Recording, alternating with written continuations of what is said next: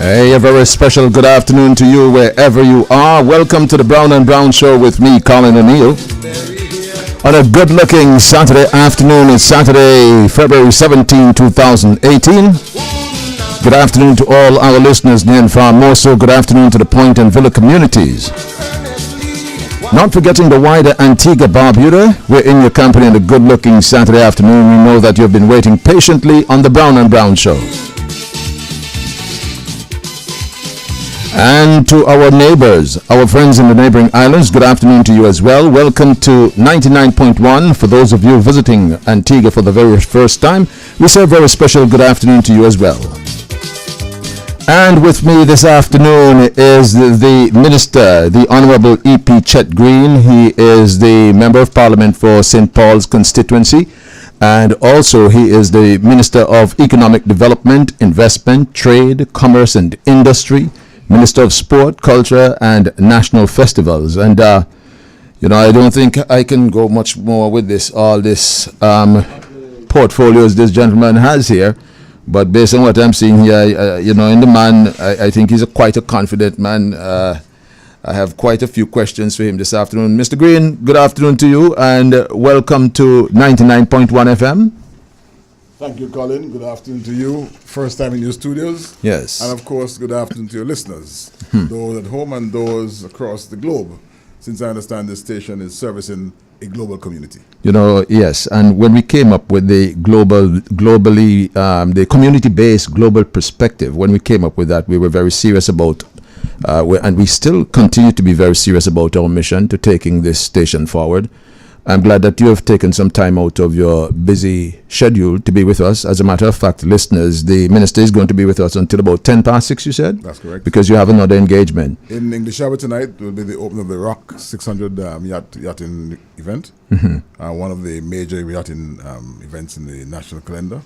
Of course, it happens in St. Paul's, and I have been invited to be there, and I cannot afford not to be there. Not to be there. So we're going to get you out of here in quick time. So the questions that I'll be posing to you, most of them will surround sports.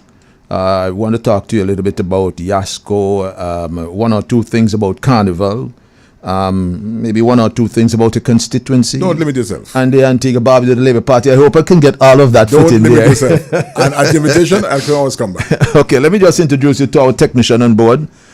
He is Sherwin Jupiter. He's here.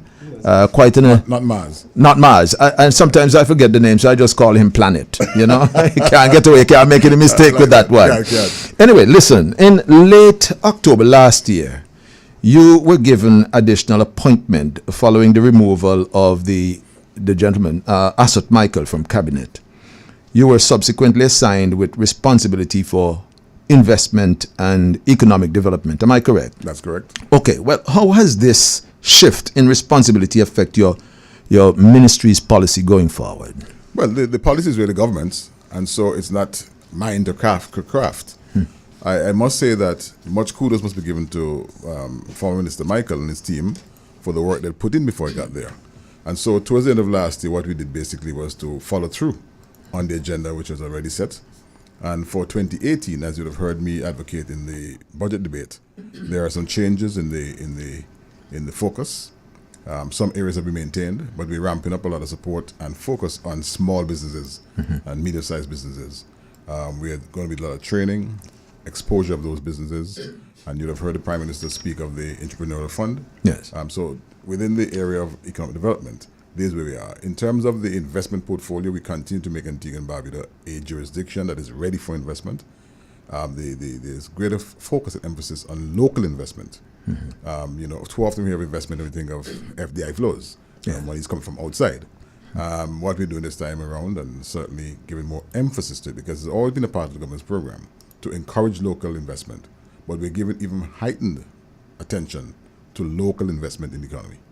Now, when you speak of local investment, could you be more specific? Because I would believe that the Prime Minister has spoken about local hoteliers and so forth. Are you speaking about this category of people like hoteliers? Not only hoteliers, local investment in general, be it in the hotel sector, tourism sector, be it in the manufacturing sector, in the construction sector, just more local investment. There's a lot that can be achieved in terms of local participation in the economy. Our small vendors, our small business people, In the Ministry of Trade, we've had training for manufacturers of souvenir, for example, items. And we'll continue to do that because what we want to do is to curb the leakage, for want of a better term, and have a better linkage between the tourism sector and the local manufacturing sector.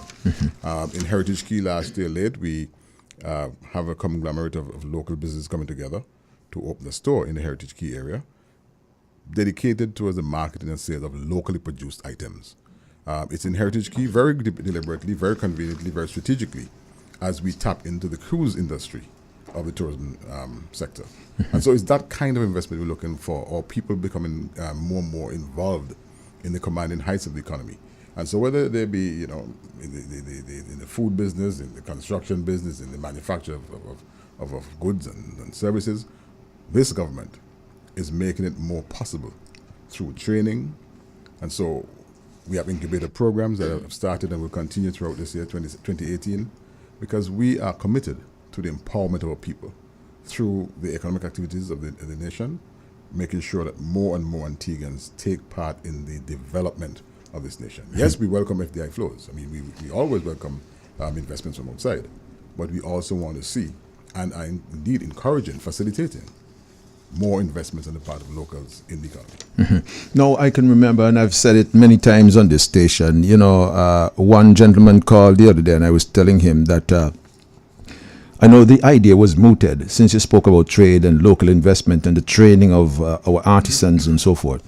What about the idea that was mooted about having the Cubans train some of our vendors perhaps into, diversifying their product?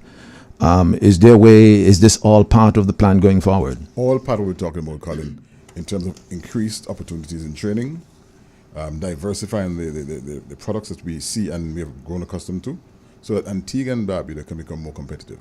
You hear the complaints all the while that tourists come to Antigua and that there's not much to buy, or that there's a sameness of the items sold by all our vendors, souvenir and craft vendors. And so that initiative with the Ministry of Trade and the Republic of Cuba really sets out to cause a fillip, a change, an improvement in the types and quality of services and goods we offer to tourists, and I must add, not only tourists, but even with respect to the local market.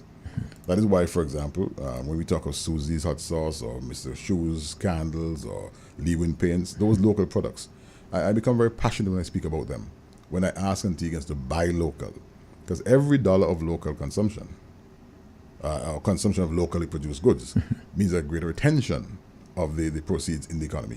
So how far are we in terms of getting that done at this point in time? It's work in progress. I mean, we will always have to continue, first and foremost, with the education part of it. Because to encourage persons to buy, for example, Antigua black pineapple over a tin of Dole or Chiquita pineapples, it requires a sense of commitment to yourself, to your own economy, to your own survival and well-being. Because naturally, by economies of scale, the one from Chiquita and Dole is cheaper. So we can't just speak of the Antigua pineapple being ours. We must show it demonstrably by purchasing those local items.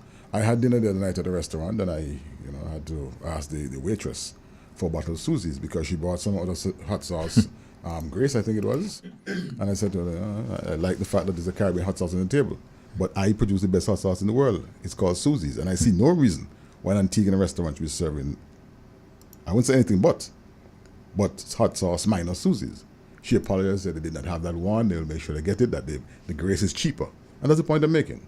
Naturally, by economy of scale again, the Grace hot sauce from Jamaica will be cheaper than Antigua hot sauce Susie. The bigger arrangement, I'm sure that Grace is even bottled outside Jamaica and then licensed, on the license. Yeah.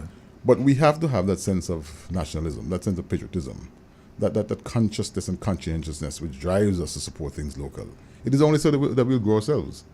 I mean, so when we have the competition from outside, we have to have that appreciation of what is ours. Mark you, the days of trade restrictions and so on are gone. We're now in a very liberalized space. And so you can't ban the importation of products like you used to years ago. So it requires, one, a sense of patriotism, nationalism, conscientiousness, and awareness. Two, and I always promote that our local manufacturers must also, to be competitive insist on the quality of their products, so that not only are we buying out of a sense of quote-unquote duty, but we're buying satisfied that our support for local industries also has an underlining emphasis on the quality of what we're producing. Do you think that enough could have been done in terms of what we're discussing here? Do you think enough has been done in terms of that to local investment under the former administration? And maybe at the same time you could tell us what you meant there. Well, clearly the former administration had no emphasis on local investment, had no emphasis on local manufacturing, had no emphasis on anything for that matter. When you study the former administration, you wonder what really was the guiding principle? What was the underlying thought or belief even? I mean, we heard the sound bites of people first, but we never saw anything of people first in evidence. And so Susie suffered under the former administration, was all but closed.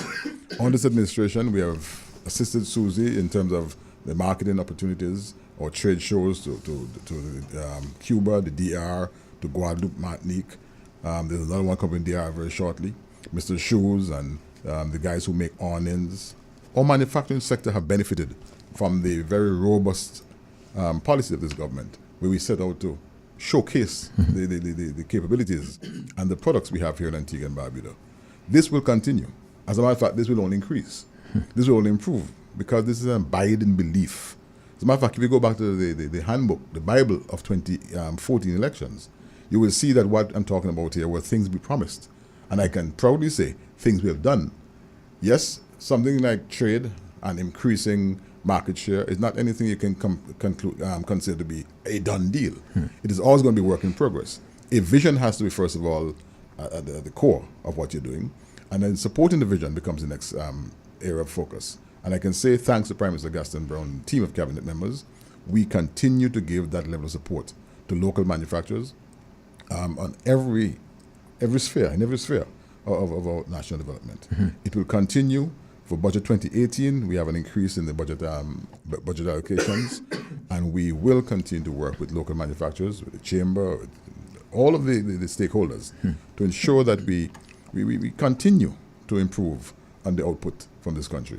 Let me ask you this, because I believe it comes back to a few years, the bailing out of the Lewin Paints. Is this what you're saying, can it justify what was done to Lewin Paints by the government bailing out that company? Well, naturally, Lewin Paint allows for competition, or competing, of course, against other paint manufacturers in the region and further afield.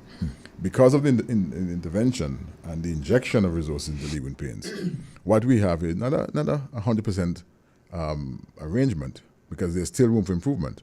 I had a meeting just 2 days ago with the chairman of Lewin, Mr. Hugh Marshall Sr., where I gave certain expectations. I can't say instructive to the board, but expectations of the government. Where we hope to see Lewin expanding even further, not only within the sale of paints locally, but the product range and the export potential of Lewin. Dominica, for example, devastated by Hurricane Maria. Likewise, the BVI and other Caribbean jurisdictions. We want to have the Lewin product positioned at the rebuilding stage of those jurisdictions, so we can be competitive. Even Antigua, I mean, 2 years ago, a local businessman had me well accosted, and I was accosted for one simple reason: for my belief in Lewin, for my defense of Lewin, for my promotion of Lewin. And my reaction then was, and still is now, and I'm sure if I wake up tomorrow morning, I ask me the question, the same thing, and I have no apology, absolutely no apology, for promoting, defending, and encouraging Antiguans and Barbadians to support Lewin first and foremost above all other paint brands. Yes, there's some challenges with Lewin, and machinery is obsolete. We'll have to make critical investments in that. But even to keep Lewin in the marketplace has been a challenge, because when we came to government, Lewin was all but over, done. So when we made the decision to make an investment in Lewin, it had to do with, again, the original vision for Lewin, where the industries of the Eastern Caribbean were divvied up between the member countries of the OECS. So in St. Vincent you had flour, in Antigua you had paint. And so what the former government allowed was for that niche that was handed to Antigua through an arrangement to slip. And so other paints came into Antigua, dominated the space, still to some extent dominate the space, But Lewin is plowing back very, very slowly, very, very, visibly into becoming the number one paint, the paint of choice. And like I said, what is required here is not only for Lewin to regain market share, but for Antiguans and Barbadians to understand this is ours. And so if I'm painting my gate or I'm painting my house, I'm buying Lewin. Because guess what? It means jobs for Antiguans and Barbadians at the plant. It means jobs. It means contributions to the national economy. And in short, by virtue of being the owners of Lewin, the returns from Lewin are used for the benefit of the people of this country. Is this entrepreneurial socialism at work? It is, except that Lewin doesn't quite fall under the rubric of the entrepreneurial socialism program. I see very shortly how it could become. How so? Or go in that direction. Because, like I said, the plant needs to be retooled. And so as we look towards retooling the plant, the current setup doesn't allow for the injection required. We may have to back a loan for Lewin in a commercial bank.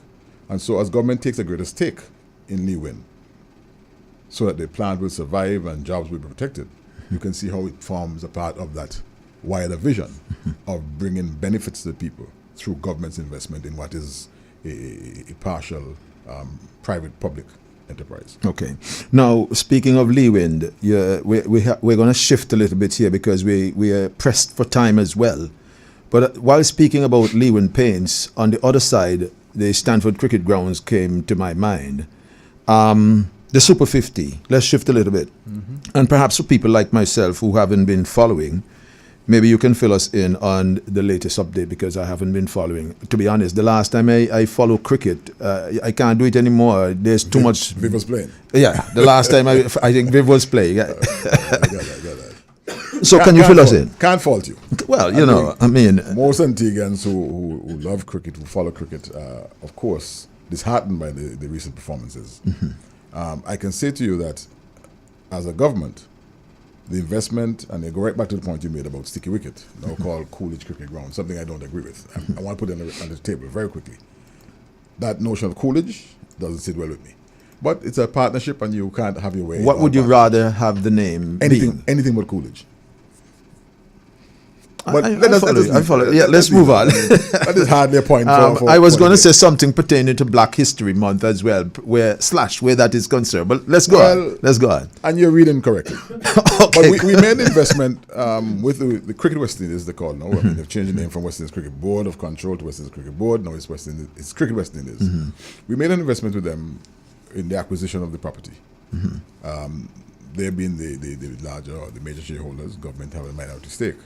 And we did so because we have a conviction that cricket as a sport, having done so much for these islands, and in particular for Antigua and Barbuda, needs to be preserved and protected. And so first and foremost, that's our investment in the rebirth of West Indies cricket. We are also doing it because we believe we need to protect and perpetuate the legacy of Sir Viv, Sir Andy, Sir Kirtley, Sir Richie, and all the Antiguans, Kenneth, Winston, Soppy, you name them. We have had per capita more cricketers in the West Indies team than any other Caribbean country. And when you look at their contributions to the game globally, you can see just why an investment of this nature makes all the sense in the world. It also adds to the number of international facilities that we have on the island. And so as we talk of sports tourism and our ability to host international events, the investment in that facility, again I'll call it by its name, Coolidge Cricket Grounds, makes all the sense in the world. I fast forward to the Women's World Cup T20 competition in November of this year, for which Antigua and Barbuda has been carded or awarded the semi-finals, the finals, and some group matches. It is the presence of that facility in our constellation that allows us to host this, because we have adequate facilities for training and preparation with respect to this competition. Next Friday, if I may just quickly flag Go ahead. There will be a launch for this Women's T20 World Cup in Antigua in November. The launch takes place next week, Friday. The location is being finalized, and so by Monday, we'll have the information. But that attracts international media, and so Antigua and Barbuda once again be showcased as a place where major cricket events take place. But we made an investment with Cricket West Indies because we saw in it the benefit for the country. We also saw in it an extension of what we are doing on the ground as a government for the resurgence of the sport of cricket. When we came to office in 2014 and the Prime Minister assigned me the portfolio of Minister responsible for sport, among the things he said to me is, go and work to create a new cadre of international cricketers for Antigua and Barbuda. That, of course, is work in progress, but we can at least claim that we have in 3.5 short years produced one additional test cricketer to the Antiguan lineup in Alzari Joseph. Yes, he's injured today. Recovery is happening. I'm told that it's happening at a very satisfactory pace. But I also want to flag Jimbo Cornwall, and here's where I go straight to the Super 50. Because for me, like for most Antiguans, we looked at Super 50 as a stepping stone, a vehicle, through which we see the exposure of talent. Yes. Not only Antiguan talent, but Caribbean talent. As we watch the regional team, slipping in terms of performances and so on internationally, and the rankings internationally, the Super 50, I must commend the board, Cricket West Indies, for the initiative. It is a timely one. The length of the season makes a lot of sense, and it should help to prepare our cricketers, for international duty. Cricket has done more for the region than anything I can think of. So you're saying this is a platform, more or less, for us to better ourselves in terms of where we're going with West Indies cricket? Precisely. And as we talk about bettering ourselves as West Indies cricket, we also need to talk about how Antigua and Barbuda can be a part of that movement, positive movement, resurgence of Cricket West Indies. And so, for me, what I've seen so far in the Super 50, the one thing that I wish to flag this afternoon, and wish that Antiguans join me in flagging, is a call for Jimbo Cornwall to be given this just due. I agree with you, but for those people who are not following, maybe you'd like to elucidate. And well, it's a guy who is a little rotund, is fatter than the average athlete. Yeah. But when I look at the performances overall, I don't think that his weight is an issue. Because he's playing the same league with the flat belly guys, the guys who have six packs. They say he has a case, cool.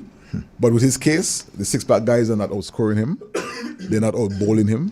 They can't catch more than him. In other words, he's a better-rounded cricketer. Are you telling me that this is an issue with West Indies cricket? Yes. Or Cricket West Indies? Yes. That is the single issue that's always come to the fore when this guy's name pops up, that he's too fat. And I'm saying that there has to be a time when, it can't just be a consideration for your athletic build or look, especially when you're not doing well. What you want in West Indies cricket now, performers. And this fella is doing exceptionally well within the context of the Caribbean cricket program. He's in Jamaica, where he bagged, 8 wickets, I think, in a match against the visiting team. So once again, continues to show that he is consistent in his performance. And I don't think that he should be denied any longer. We are looking forward, we're asking, we're not begging, because this is not a begging issue. You beg when you're behind. Yeah. When you're in front, you demand. We demanded Jimbo Cornwall be given just due and be selected to the West Indies team because all the others have been tried and all have failed. This guy is yet to fail. He's about 3 or 4 seasons now of consistent performance. He has done some weight. He has shed some weight. The very West Indies Cricket Board would have invested in some programs for him. The government of Antigua and Barbuda, we stand in the ready to do certain things with him and for him. Except that he can't go off to do the evaluations now because he's actively involved in the sport. But as soon as he has a break and can make it, we have made a decision at the cabinet level. Is this the first time we're having somebody doing so well in terms of regional cricket, and just because of a simple matter, an issue pertaining to the person's weight, they're being stagnated in terms of their progress going forward to ascending to the West Indies team? Well, it's the first that I know of where weight is the factor. We have known of other issues, where the petty island jealousies and the small-mindedness of selectors come into play. I hate to know that this is an issue that is going to continue until this young man becomes an older player and they overlook him saying he's too old by then. But on the sheer strength or basis of performance, this guy deserves to be selected. He has earned his pick. As a matter of fact, if you're picking based on performance, he has to be selection number 1. Yeah. Number 1, not number 2. I mean, he's a safe batsman. We watched him club a guy the other night at the Sticky Wicket facility, Coolidge Cricket Grounds. We watched him 2 days before, club with the Americans. And then with bat and ball, he came back and, bowled exceptionally well.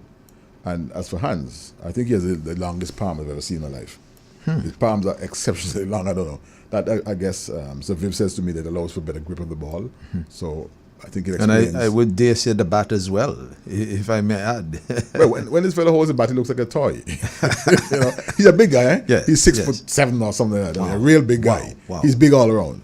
I don't see any particular impairment on his part with his weight.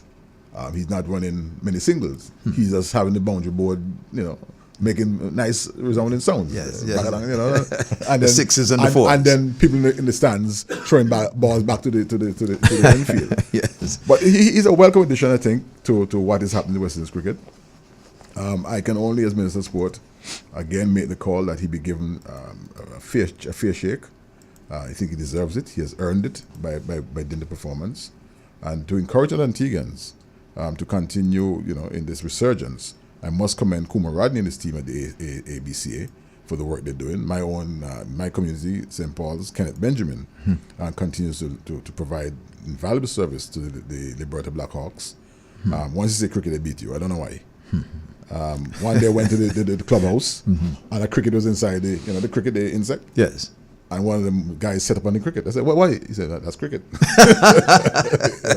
But cricket is having a rebirth in Antigua. Yeah. And I must commend the association and the work they're doing. I'd like to see some more communities, traditional communities like Newfield, like Falmouth, like English Harbour, back in cricket, Sweets, for example. But I can see the effort being made, and I wish here and now to once again intimate and publicly advise of the government's willingness and readiness to aid and support in this resurgence of cricket.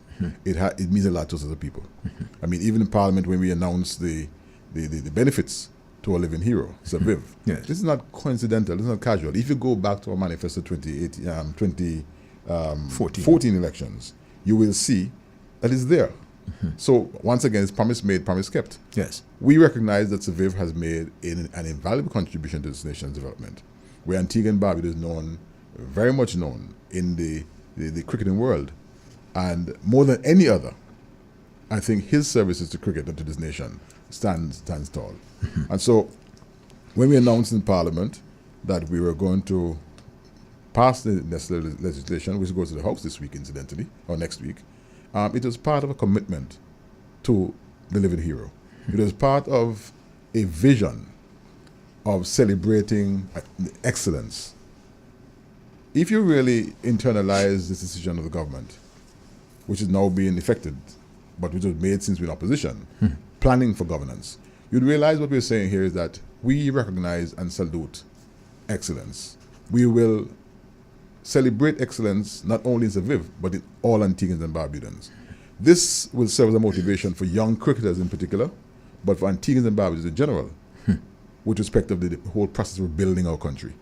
So that persons will now be more inspired, more encouraged, because you're not doing it for glory, but you know that once you've done the work, that you will be recognized, and duly so. Yes. Too often in our country, we tend to not pay homage to those who work, and when those who work are shown respect, some tend to look down and scoff.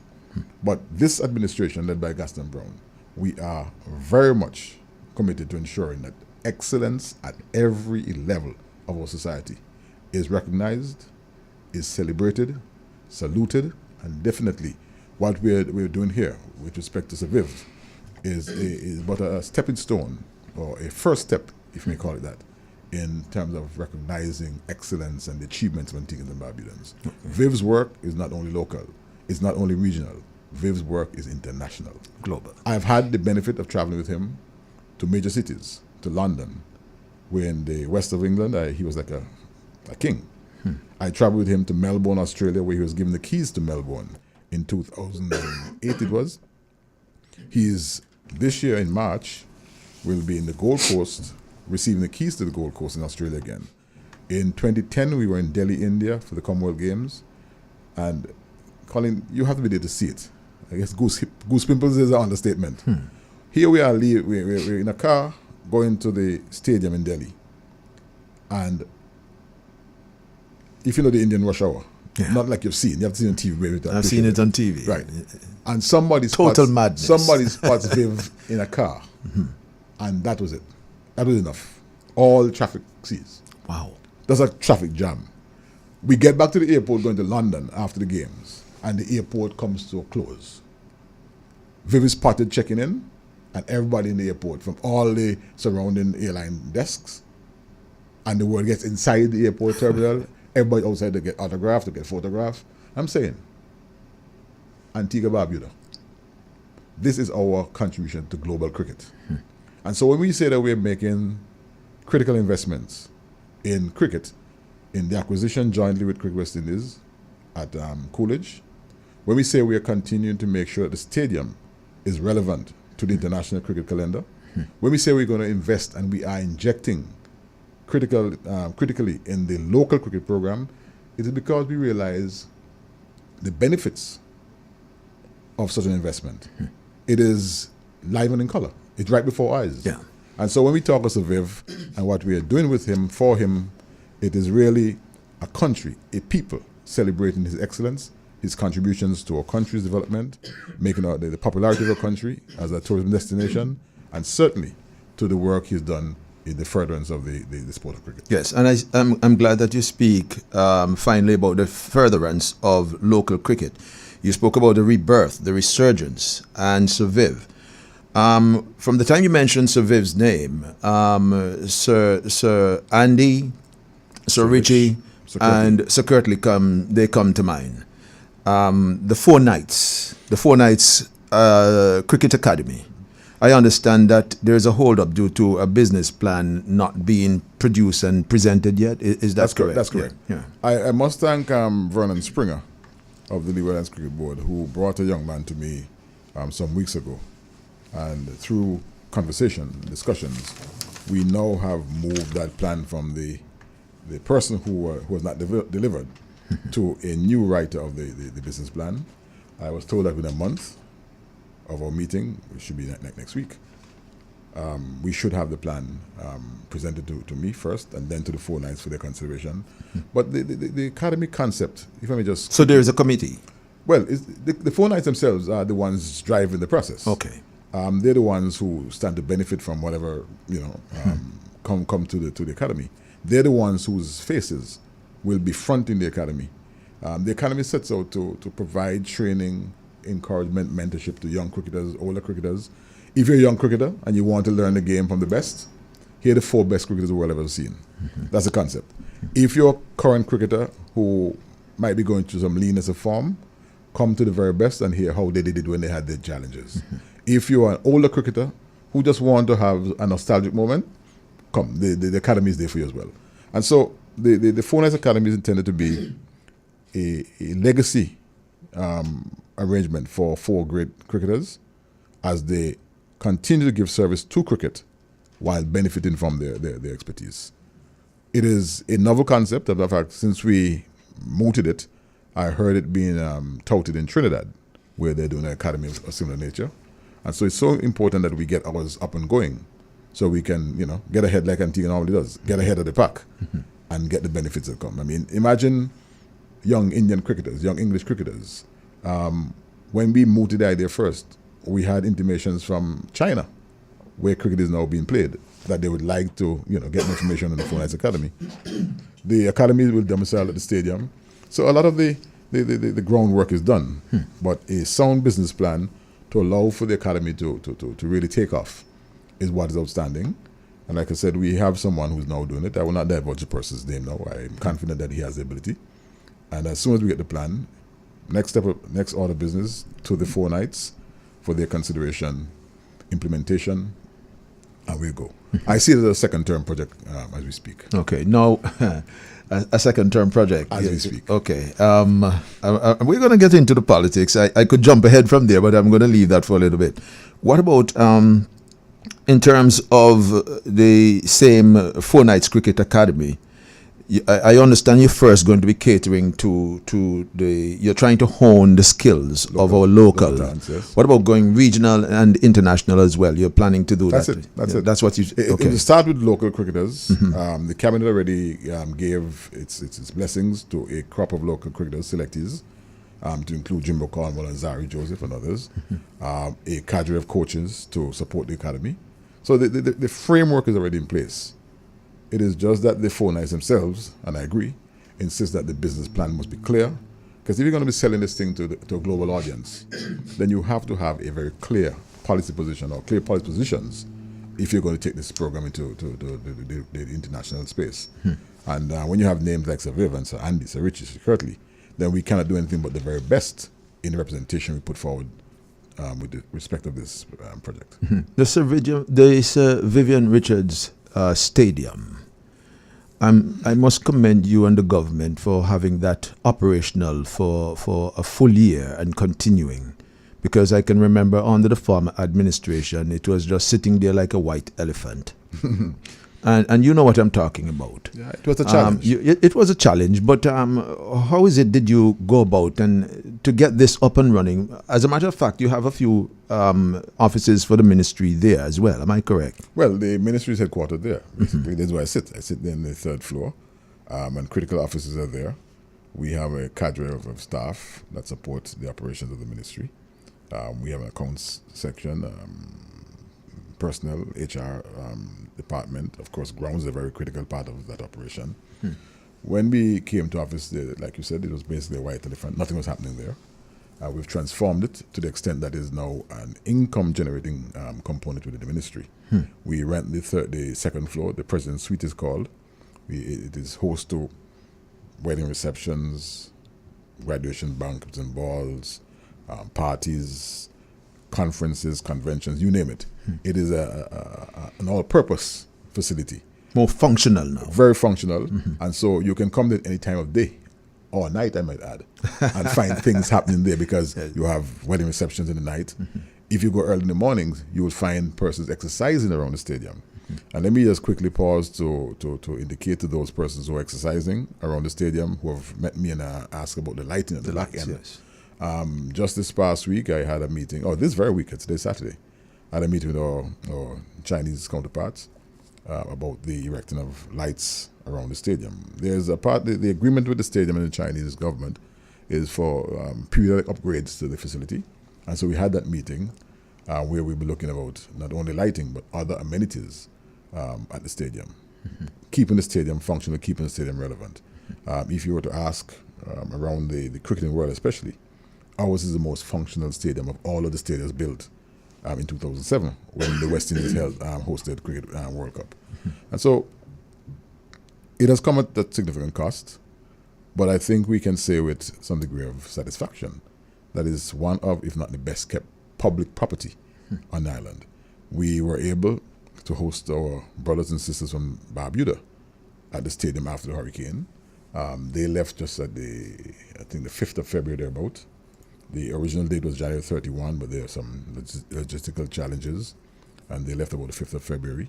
Since then, Public Works contracted George & George Construction. They came in, did all the remedial work. As we get ready to host England next month, March, England A, let me qualify that, we are now doing some remedial work on the North Stand. The North Stand is now also the home of the Olympic Association. The Olympic Committee for many years, since the 70s, were domiciled in the old admin building on Ratcliffe Street. The building, as we know, has been condemned. And after the hurricanes, I guess some shifting took place and water came down and all kind of spores were growing on the walls. And so we had to relocate the Olympic Committee. The stadium also plays host to the offices of the Cricket Association, Antigua Barbuda Cricket Association. So it's a very functional space. A lot of sporting activities and things happening around there. The National Choir. That's where the National Choir also practice on a weekly basis. Menace, or fledgling soca artists. Yes.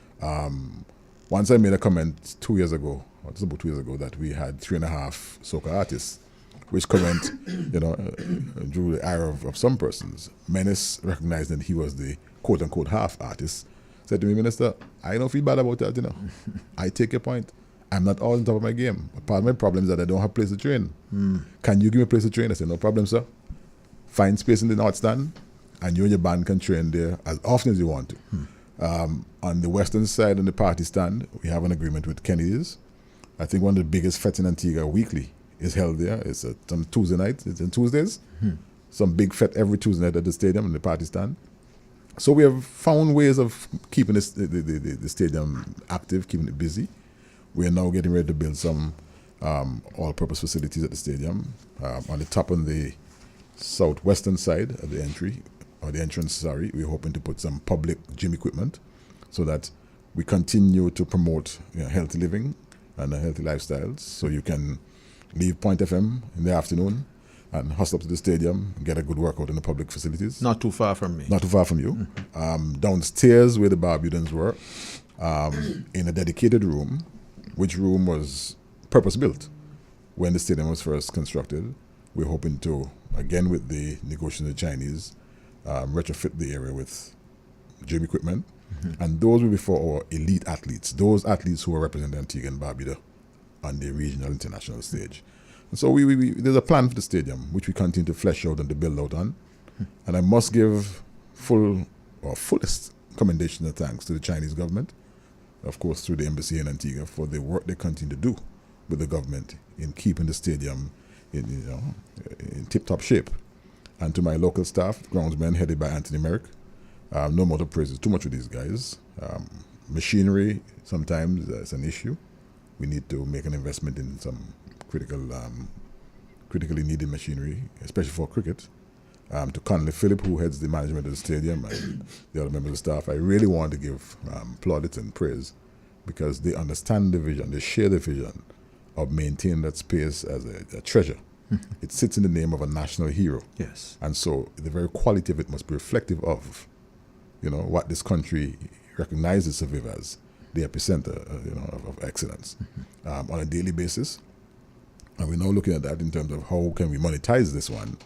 On a daily basis, we have tourists come to the stadium to take pictures around the bust or the statue of Aviv. And so there's a lot of potential there. We will take our time, as old people say, and walk fast, making sure that we maintain the space. There is another concept which will come very shortly, again supporting tourism, of go-karts, right, on the eastern side of the stadium. Then on the stadium property proper, we have developed the drag racing facility. There's some who question the government's decision to invest as much as we did in drag racing. But like I did in the budget debate, I reminded persons who questioned that decision that those youngsters involved in drag racing, two things. One, that is our way of saying keep off the road with the speeding. Do not want any speeding on our highways.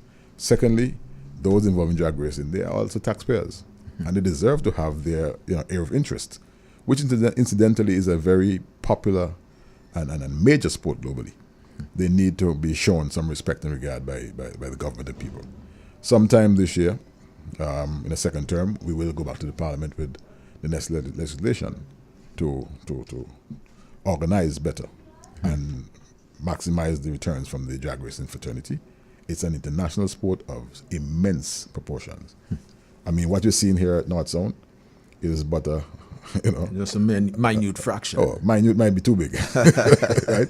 But it represents a part of a global whole. And so to find our little cog within that system and to make it become a contributor, because ultimately this is what we're working towards. We're working towards sports and culture becoming net contributors to the economy. We have it down packed so far with cricket, international cricket. Every time international cricket comes to town, we know the economy has some buzz, right? Because you have the taxi drivers, the rental car companies, the clothing stores, the food vendors, the hotels, the airlines. Those are some of the key players in the international cricket setup. We want to move the same. We have seen, for example, with tennis, lawn tennis has shown the capacity, potential to do likewise. We know football has the potential to do the same. They would have made some critical injections over time, just that they need to look at the program some more and make some more informed decisions. But sports and culture, we are determined to have those two elements of the national life become key contributors to the economy. So much so, for the first time in our country's history, we're on the cusp now of having a national cultural policy. The policy has been written. It is now, the next step will take place in a week or so, where we'll have consultations with the stakeholders and the wider community. And so let me use the opportunity to call in your program to invite Antiguans and Barbudans to not only listen out, but to participate in these consultations that will take place across the country as we get set to implement, for the first time in our country's history, a cultural policy. With that policy, all our cultural industry practitioners can look forward to making or maximizing or getting benefits rather from their intellectual capital. You know what's happening right now. You make a song, for example, and you find a man selling a song on Market Street making more than you. We have to look at all those. But we're not only looking at the performing arts. We look at the creative arts, we look at performing arts, the entire cultural 9 yard. And so for this year, as I intimated in the budget debate, we'll be promoting the literary arts. Tonight at the National Library, there will be an event with Antiguan writers as we celebrate Black History Month. And so already work has started in promoting that cultural development of the cultural industries, if I may put that way. So you're saying that a policy is already drafted? Policy is already written. It's now being reviewed by the eyes of my technicians in the ministry. Then it goes to the general public and the respective stakeholder groups for review. After review, to the Parliament. Naturally, it looks like it will be a process, and so I believe that will be something, if not at the end of this first term, certainly. The acceptance of the culture, the policy itself. That's correct. Now, Lisa, what's her name again? Calendar. I know for a fact that's Lisa Calendar of Pro Trade Consultancy, a company out of Jamaica, and she was appointed to oversee the newly created National Cultural Policy Project.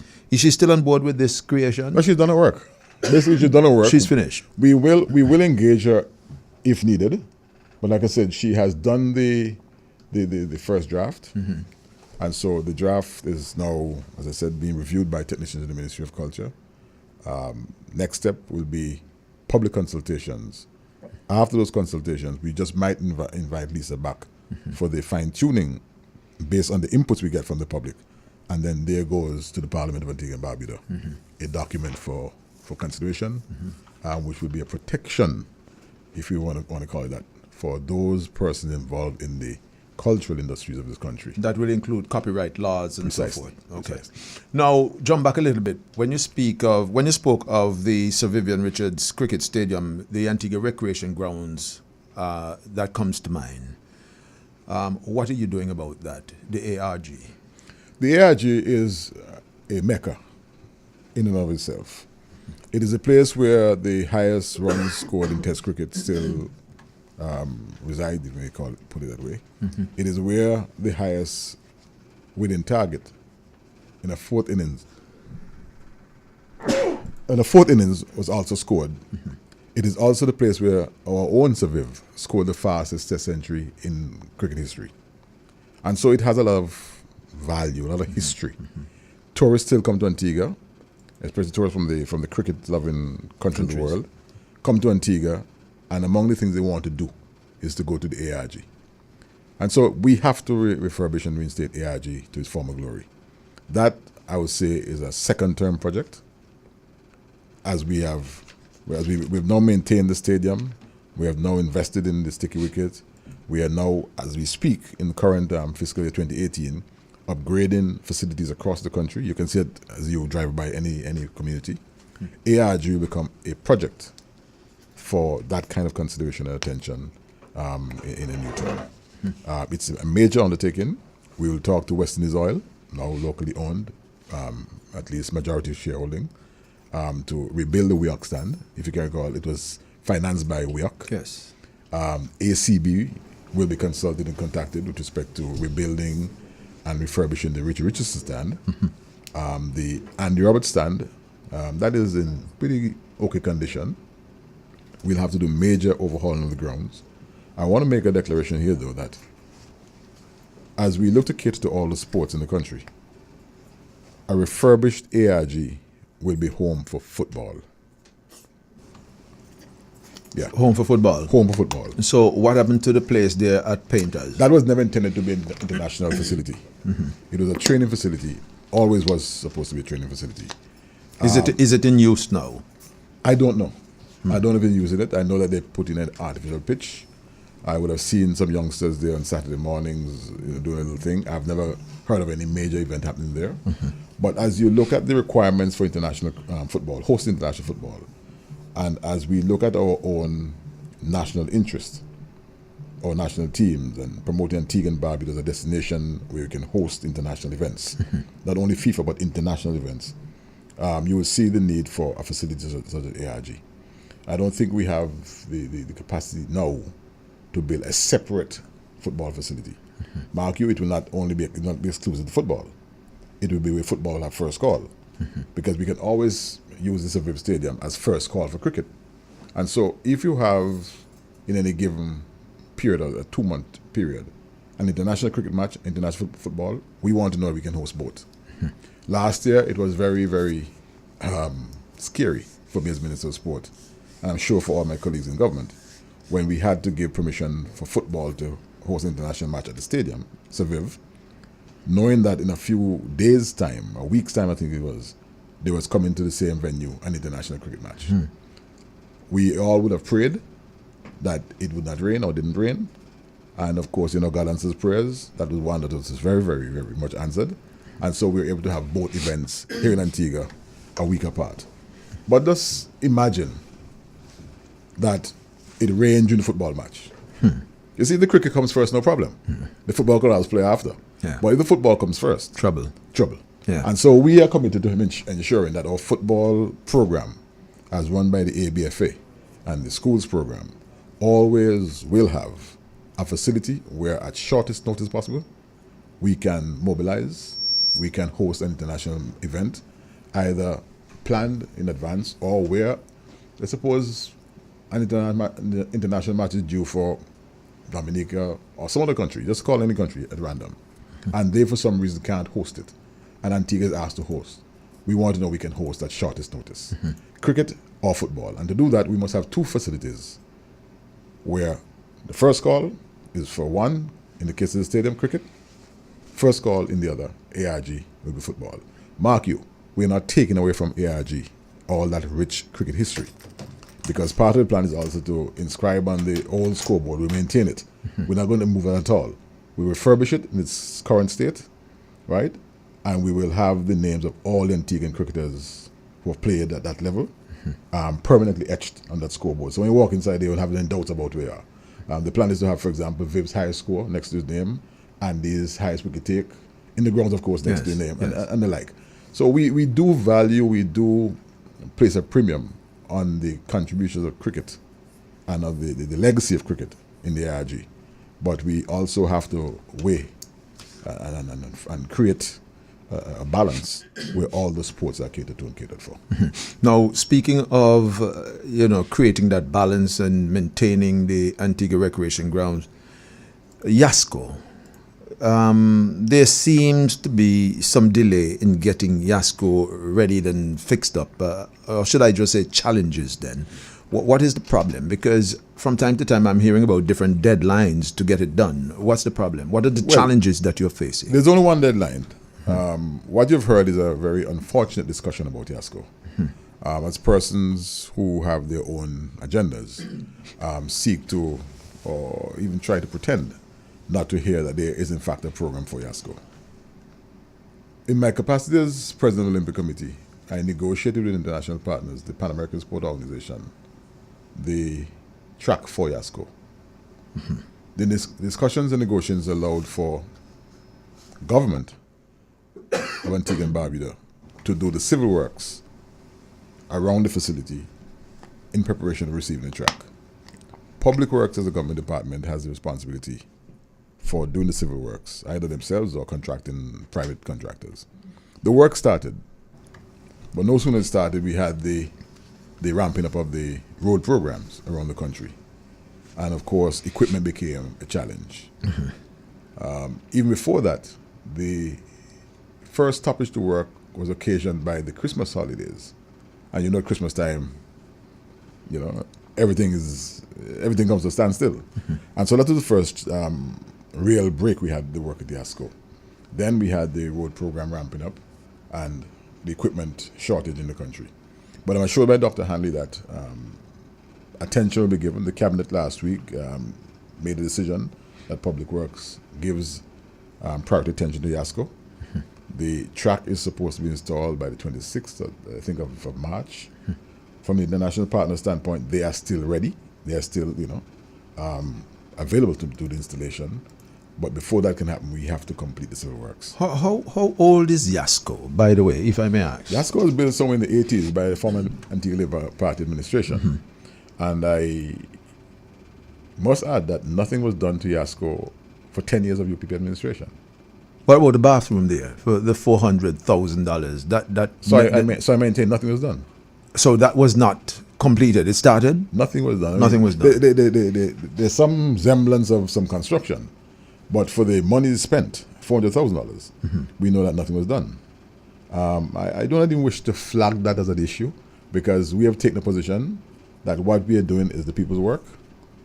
And we are on course. I have a problem. I have a problem with the ministers coming to Point FM and not taking issues. I want to flag certain things. And I hope y'all are not trying to shield them from us here at Point FM, because we are very forthright in dealing with the issues pertaining to the advancement of the people of this country. So I do hope that you're not trying to shield people. I'm asking you about the $400,000 that was spent, disappeared, vanished, just went into nothingness. Thin air. Thin air. And you're telling me you're not going to flag it? You're not going to make an issue out of it? No, you see, Colin, if I sit here and start to go through the $400,000 for the bathroom and make that the issue, it will obfuscate our agenda of fixing Yasco for the benefit of our youngsters. I understand that. Yes, it happened. Some $400,000 went into thin air. Yeah, don't skip over it. Not skip it over it. We don't want you to come here and shield anything pertaining to what the UPP has failed to do. No, that's not my job. My job or is to any shield. government prior. My job is not to shield anything. My job Okay. is to speak and promote the work of this Antigua Barbuda No, administration. this is just the third time I am hearing that we are not going to make it an issue. I'm hearing about $100 million write-off and all this. You cannot, and Harold Loveland in the meantime remains quiet. I just hope that you guys are not shielding them, because we are not trying to shield them here at Point FM. We are going to call them out. Let me make a declaration. Go straight ahead. That I, Everly Paul Chet Green, You have a nice name, man, Everly. the fifth child and second son of Yes. Avril and Joseph Green, the duly elected representative of St. Paul constituency, Yeah. I'm not here to shield anything Okay. or anyone. Okay. Instead, I'm here to promote the work being done by the Gaston Browne-led administration. All right. In so doing, I will have to, as a matter of course, speak to some of the things we inherited. Yes. But I will not dwell on them. Okay. Because I think the people in Antigua and Barbuda have greater appreciation for what we are doing by way of correcting the ills and the wrongs than for me to sit here for the next half hour speaking about the wrongs and the ills. Those have been well documented, Yeah. well chronicled. And just by referring to it. But the slap on the wrist thing, I cannot take, as a citizen of this country. But you don't need a sledgehammer to kill an ant. Okay. All right. Right? That ant is dead. UPP is DEAD dead. All right. It is things like the 400,000 that have killed UPP. It is things like the giveaway of taxes that have killed UPP. And so we don't dwell on those things. We speak about the things we're doing. We have in place for Yasco a plan to put a track in by the end of March. It is being affected by the tardiness of the Works Department in doing civil works, but we have a firm commitment with respect to the track. We have invested significantly in the training of our young athletes to do Antigua and Barbuda proud in all of these international events or regional events. And so, rather than speak about the paucity of ideas and the failure to invest in sport, what I am doing here this afternoon is showing Antigua and Barbuda what we have done. And so, let others bring their track records to the table. Yes. Let others bring their performance cards to the table. I see your point. And so, let the people grade us. Let them judge us. This is not about talk now. Talk is cheap. Right? So when I can come and say that I, as the Minister of Sport, or the Gaston Board administration, have secured a track for Yasco, and we're working the civil works at Yasco to install a new track, every athlete in Antigua and Barbuda applauds that. Every coach in Antigua and Barbuda looks forward to that. When I tell you that nothing was done at Yasco for the last 10 years, it's I can't say black mark because black is a good color. It's a negative mark against the former administration. A travesty. A travesty, right? To say the least, It speaks to poor performance with respect to the former administration. And so I put to stay in the positive zone, in the performance lane, right? You don't have to like Chet Green. Don't like Gaston Browne. But one thing you cannot say is that we're not doing the work. We're doing the people's business. And it is that way we sign our hands, as my father would say. My father would say, that way sign your hand too. Right? And so we sign our hands to give the people service. Yes. And we are doing just that. The people in Antigua and Barbuda are not stupid. The people in Antigua and Barbuda do not have short memories that some people pretend or would want to do to us to believe. All right, let's move on. While you're speaking of failed UPP, I can remember they even failed to prepare the cricket pitch at Sir Vivian Richards Stadium. Some 9 balls were bowled in a whole test match. You have a good memory, Colin. No. It's the shortest match match anywhere in history. And we laugh about it because, and the only reason we can laugh is because from the Labour Party side, we're in opposition. Honorable Malwin Joseph and I went to ZDK Radio, and we called out this nation. And by the time we left ZDK at 3 o'clock that afternoon and got to the ARG, there were scores of people there with rags in hand and buckets and brooms and mops to clean up the ARG, to reverse that negative image that the country was getting for the failures of a bad administration. And so our history or record is not just now. We're doing this thing since opposition.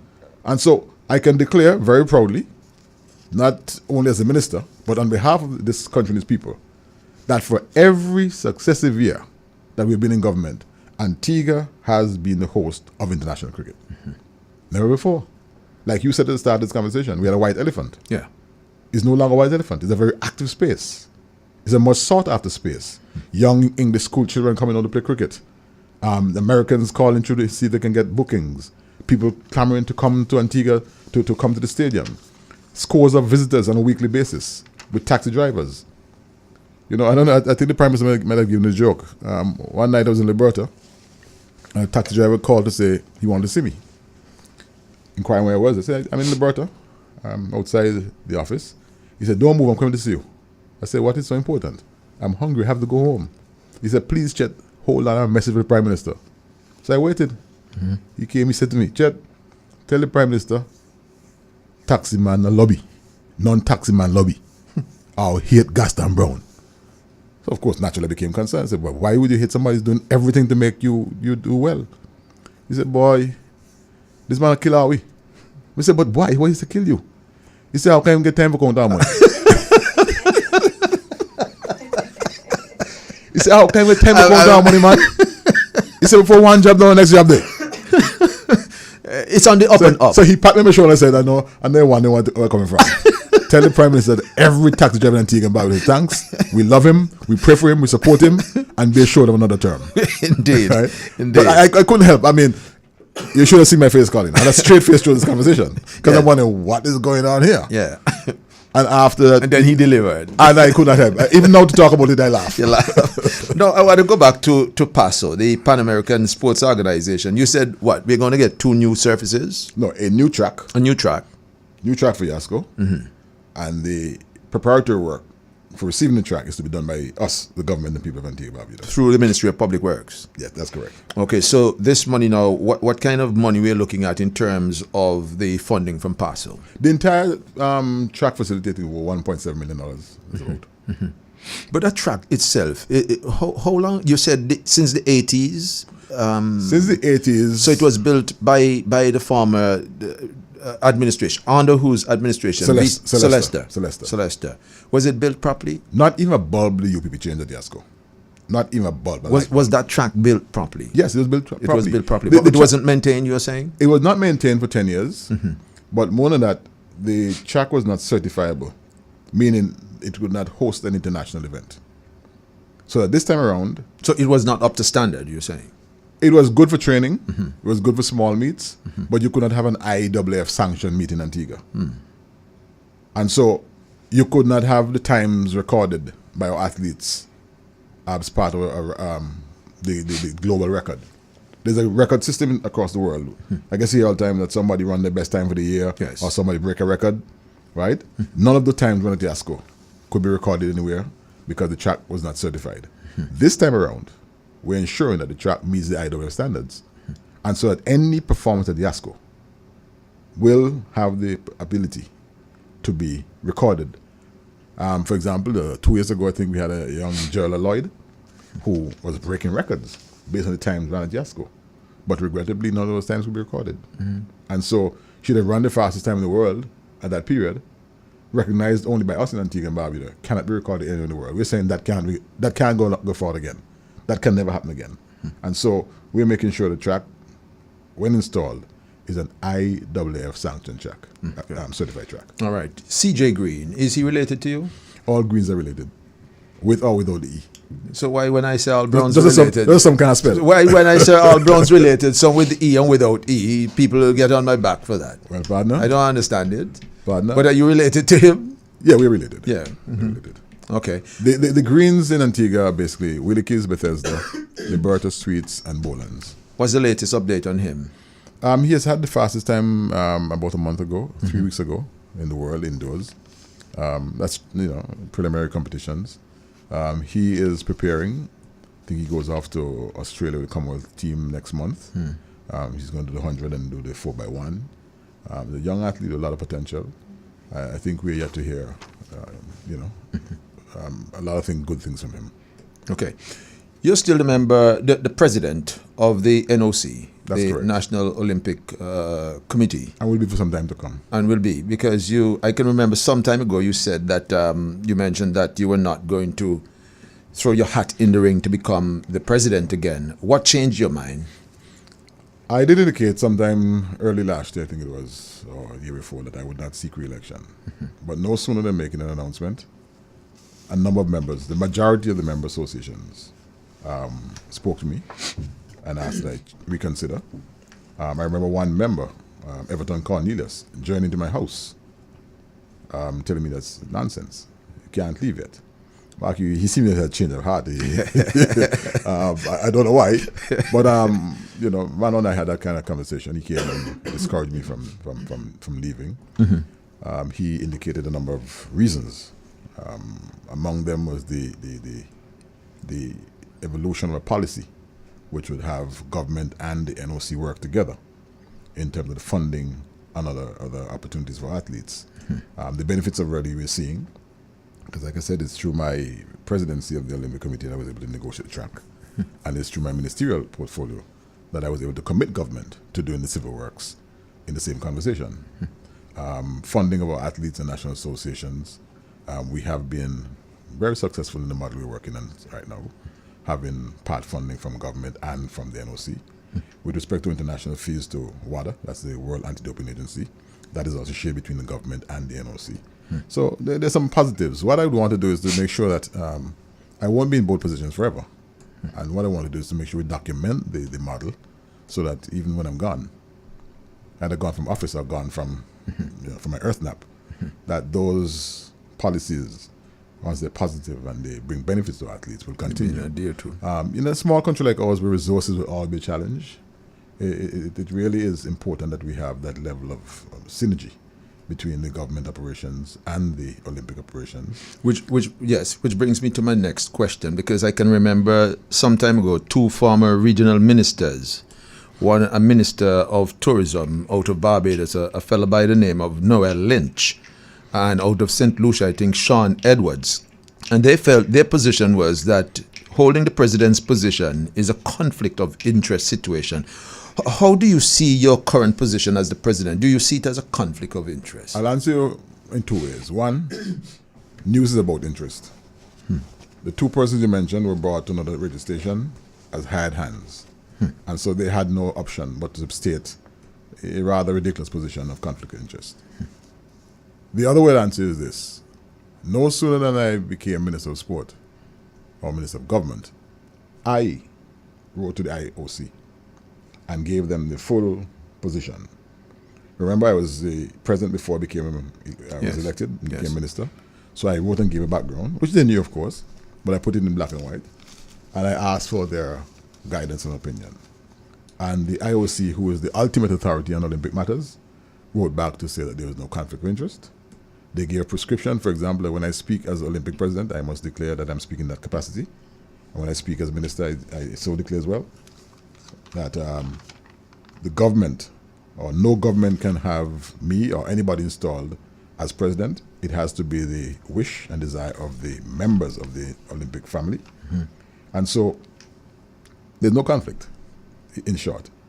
I will have to seek re-election like anybody else would. In other places in the world, the Caribbean included, as a matter of fact, Antigua and Barbuda are included. We have had presidents of Olympic Committee being ministers of government, including sport. The now esteemed Governor General, Sir Rodney, was once Minister of Sport and President of the Olympic Committee. The late V.C. Bird Jr. was also President of the Olympic Committee and Minister of Government. So right here in our country, we have the examples. What is interesting to note is that those who say there's a conflict, once the IOC responded that there was no conflict, they shifted their arguments from conflict to me having no time. And so I asked the question, okay, my challenger is some guy, Fillmore Benjamin. Yeah. And I asked the question, who would have time? They said, but you have a big ministry. I said, yes, I have a big ministry, but I also have a big staff. And any good manager delegates. In the case of a private doctor or physician, I don't know how you delegate that. You have to see every patient yourself, right? So the issue of time is not an issue. It's not an issue. As a matter of fact, by virtue of being sports minister, it's a subject with which I have to treat it every day. So I treat sports on a daily basis. And the NOC is just but a part of the things I do on a daily basis. Of your mandate. Of the mandate. There's also quite a change in the administration of sports in the country and the region as a whole, where it's no longer this 100% voluntary arrangement. You have professional staff in the Olympic office, like in most sporting organizations, that give that kind of support to the president. So the president is not only ceremonial, not only legal head, but also has the benefit of a cadre of professional staffers to carry out the mandate of the association. Some of the comments I've heard really border on the sublime, but it's an area of politics. People want to become president, people want to replace you, and so they find all kinds of reasons. The one thing I've not heard anybody say so far is that I can't do the job. I've not heard anybody say that, and so I feel satisfied that it's personal. And for a long time I've been saying this, that in sports in Antigua and Barbuda, our differences are always personality. There's no philosophical difference between, the issues are still the same. It is who can marshal the resources. It is who can inspire the athletes. It's who can, get things done. And I think that if one is going to be fair, one will admit that there have been significant strides in the area of the Olympic Committee in Antigua Barbuda.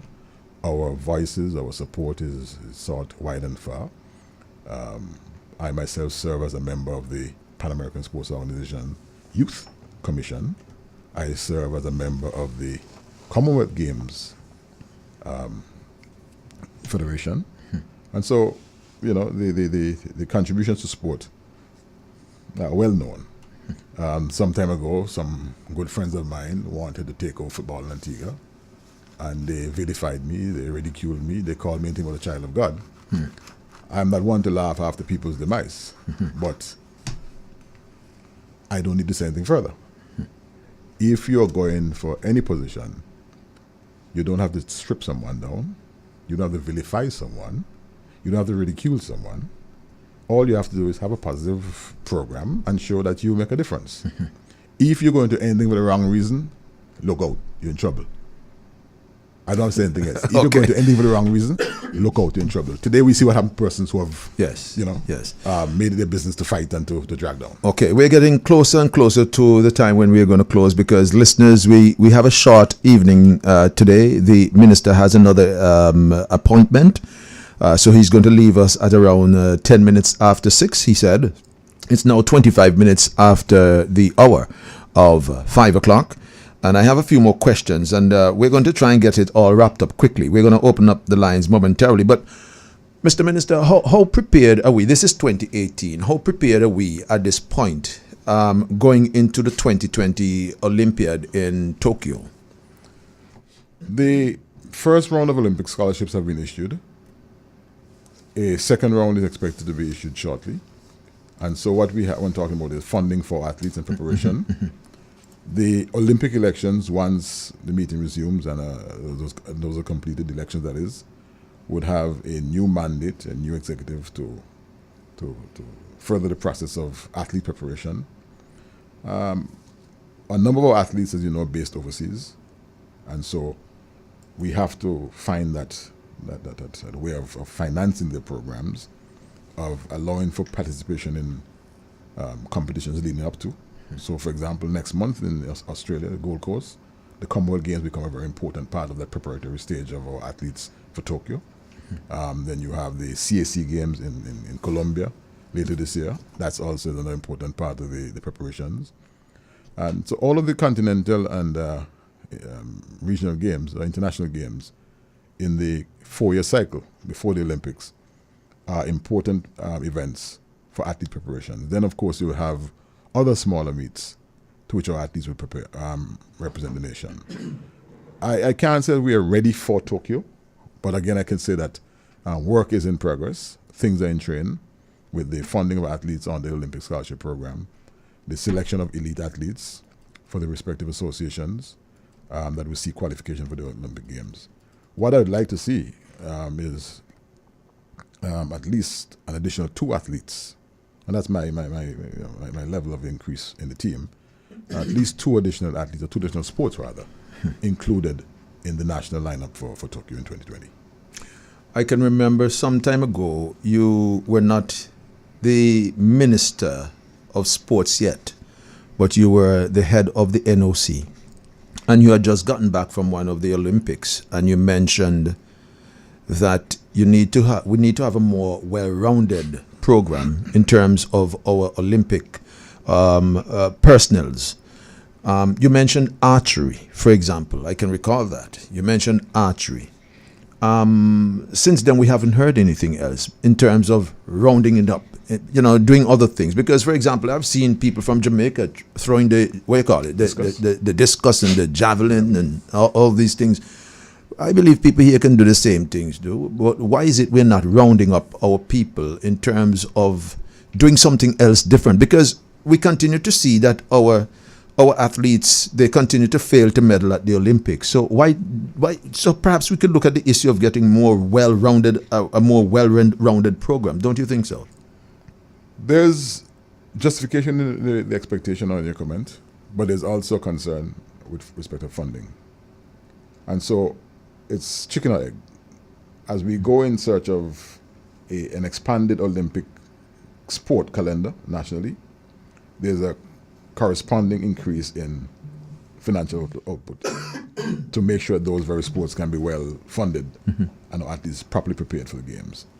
Gone are the days when Antigua and Barbuda take part in any games, Olympic included, for the sake of also participated.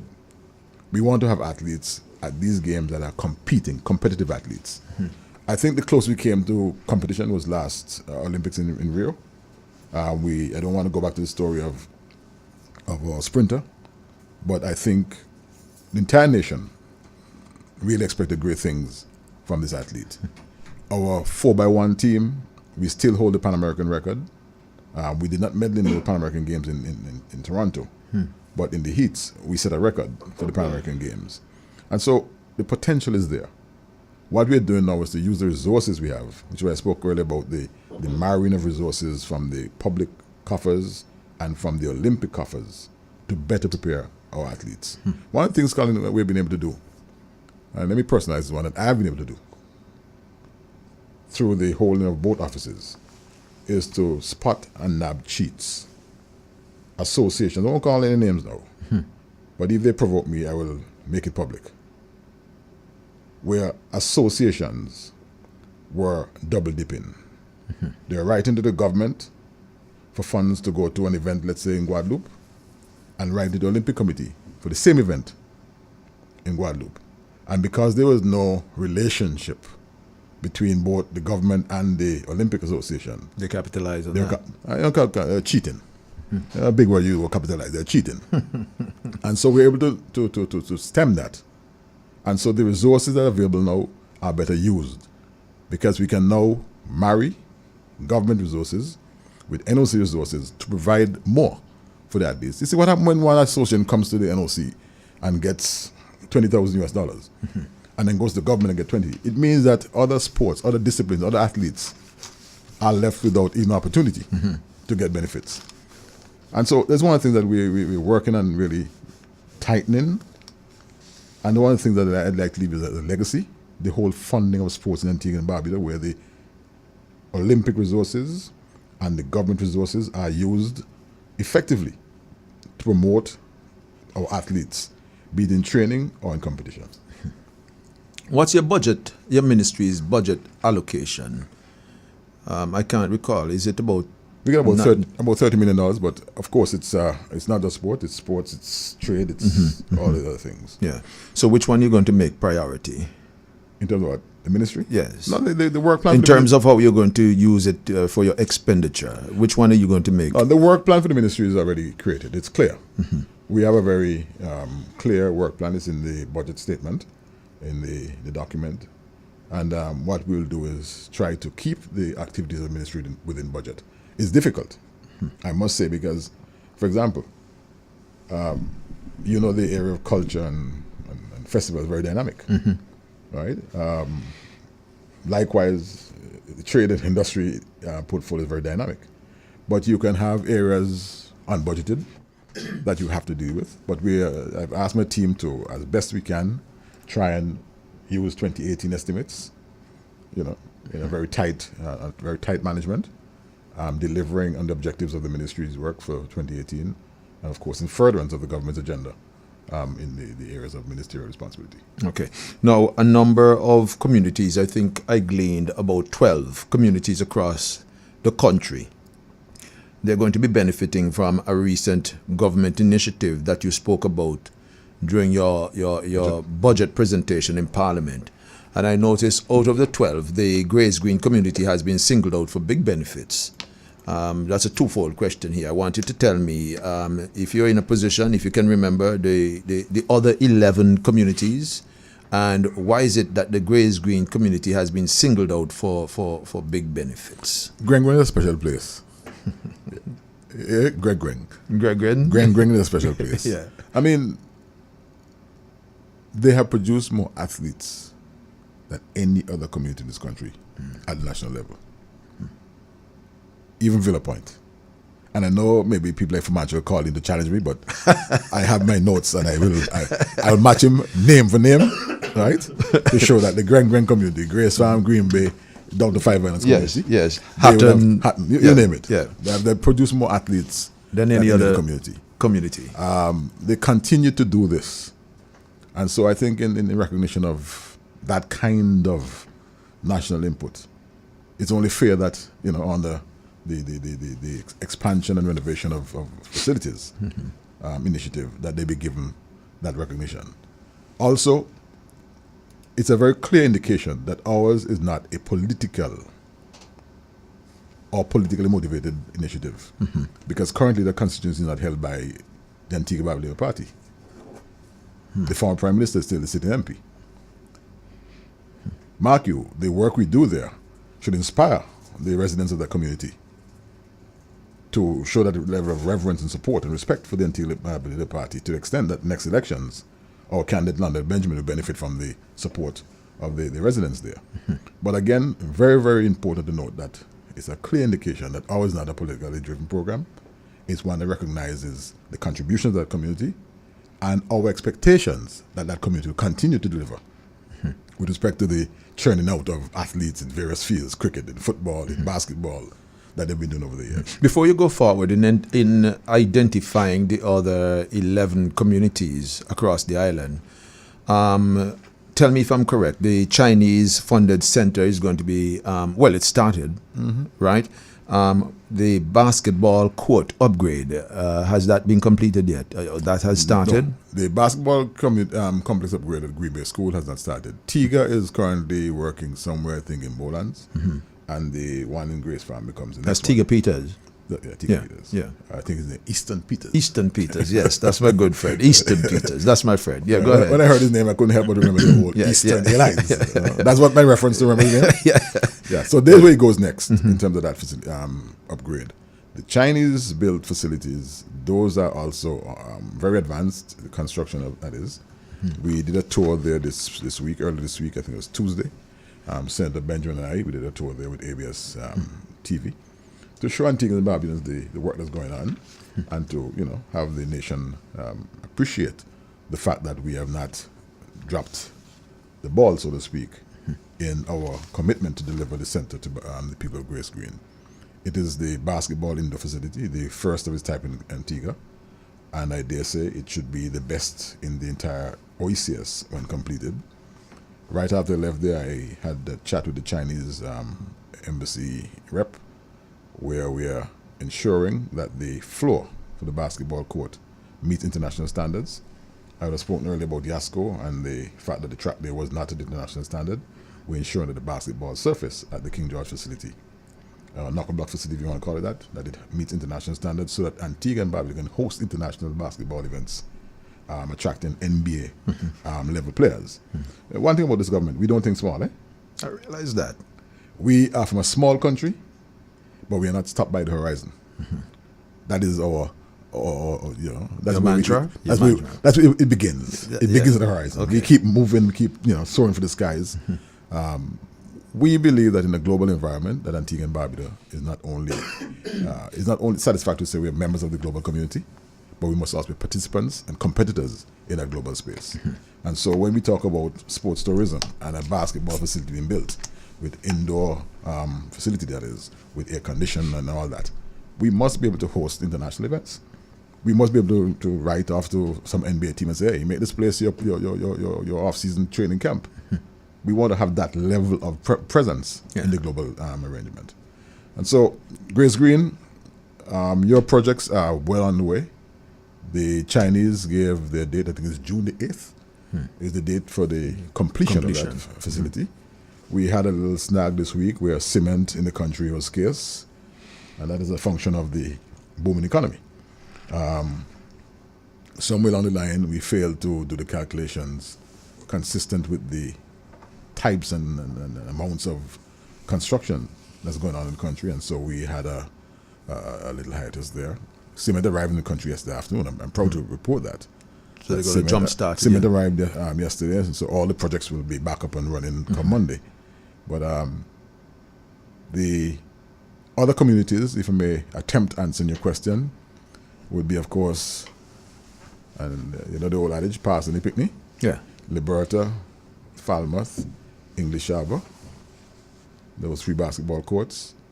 You're going to get some verbal lashing for that, What's lashing again? Yeah.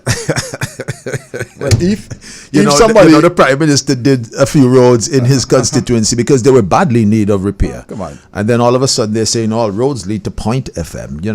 Well, if that is the case, so be it. All roads quite correct. Put it this way. Yeah. I would have said to you that ours is not a political program. Because if it were political, we would not have gone to Grace Farm to do any basketball court. True. Right? Ours is a national program. In the case of the St. Paul's community, there's been at least a 10-year neglect on the sports facilities there. Nothing was done in English Harbour. That court is finished. In Falmouth, we remember a young man died somewhere in early 2014 when he just came to office because of faulty electricals. It was reported. Yeah. Right? We later found out that it was a device he carried that came into contact with the electricals there. Right? And it's only fair that we give the community of Falmouth a facility in memory of that young man. And so as we go about this whole expansion, renewal, and so on, renovation of courts, Falmouth is on the table. North Grove is on the table. Yorks, not Yorks, but let's call it Old Runway in Melford's constituency. That's on the table. I mentioned Bowlands before, did I? Parham is on the table. Are you counting? Yeah, I'm counting. I think you're going about say 8 of them, if I'm correct. Okay, don't fret, because I just don't think I would remember myself, because 12 is certainly quite a number where we're going to see things happening in the communities, and much needed. Things already happening. Like I said, if you drive by English Harbour now, you'll see the court is painted. On Monday, in 2 days' time, the backboards and the hoops are landing in Antigua, and that will complete that particular process for English Harbour. And as Tiga and the other teams go through the preparation of the surfaces, remarking, repainting, the boards will be here, the hoops are here. The lighting, Luther Lee and his team will be improving the lighting around these facilities.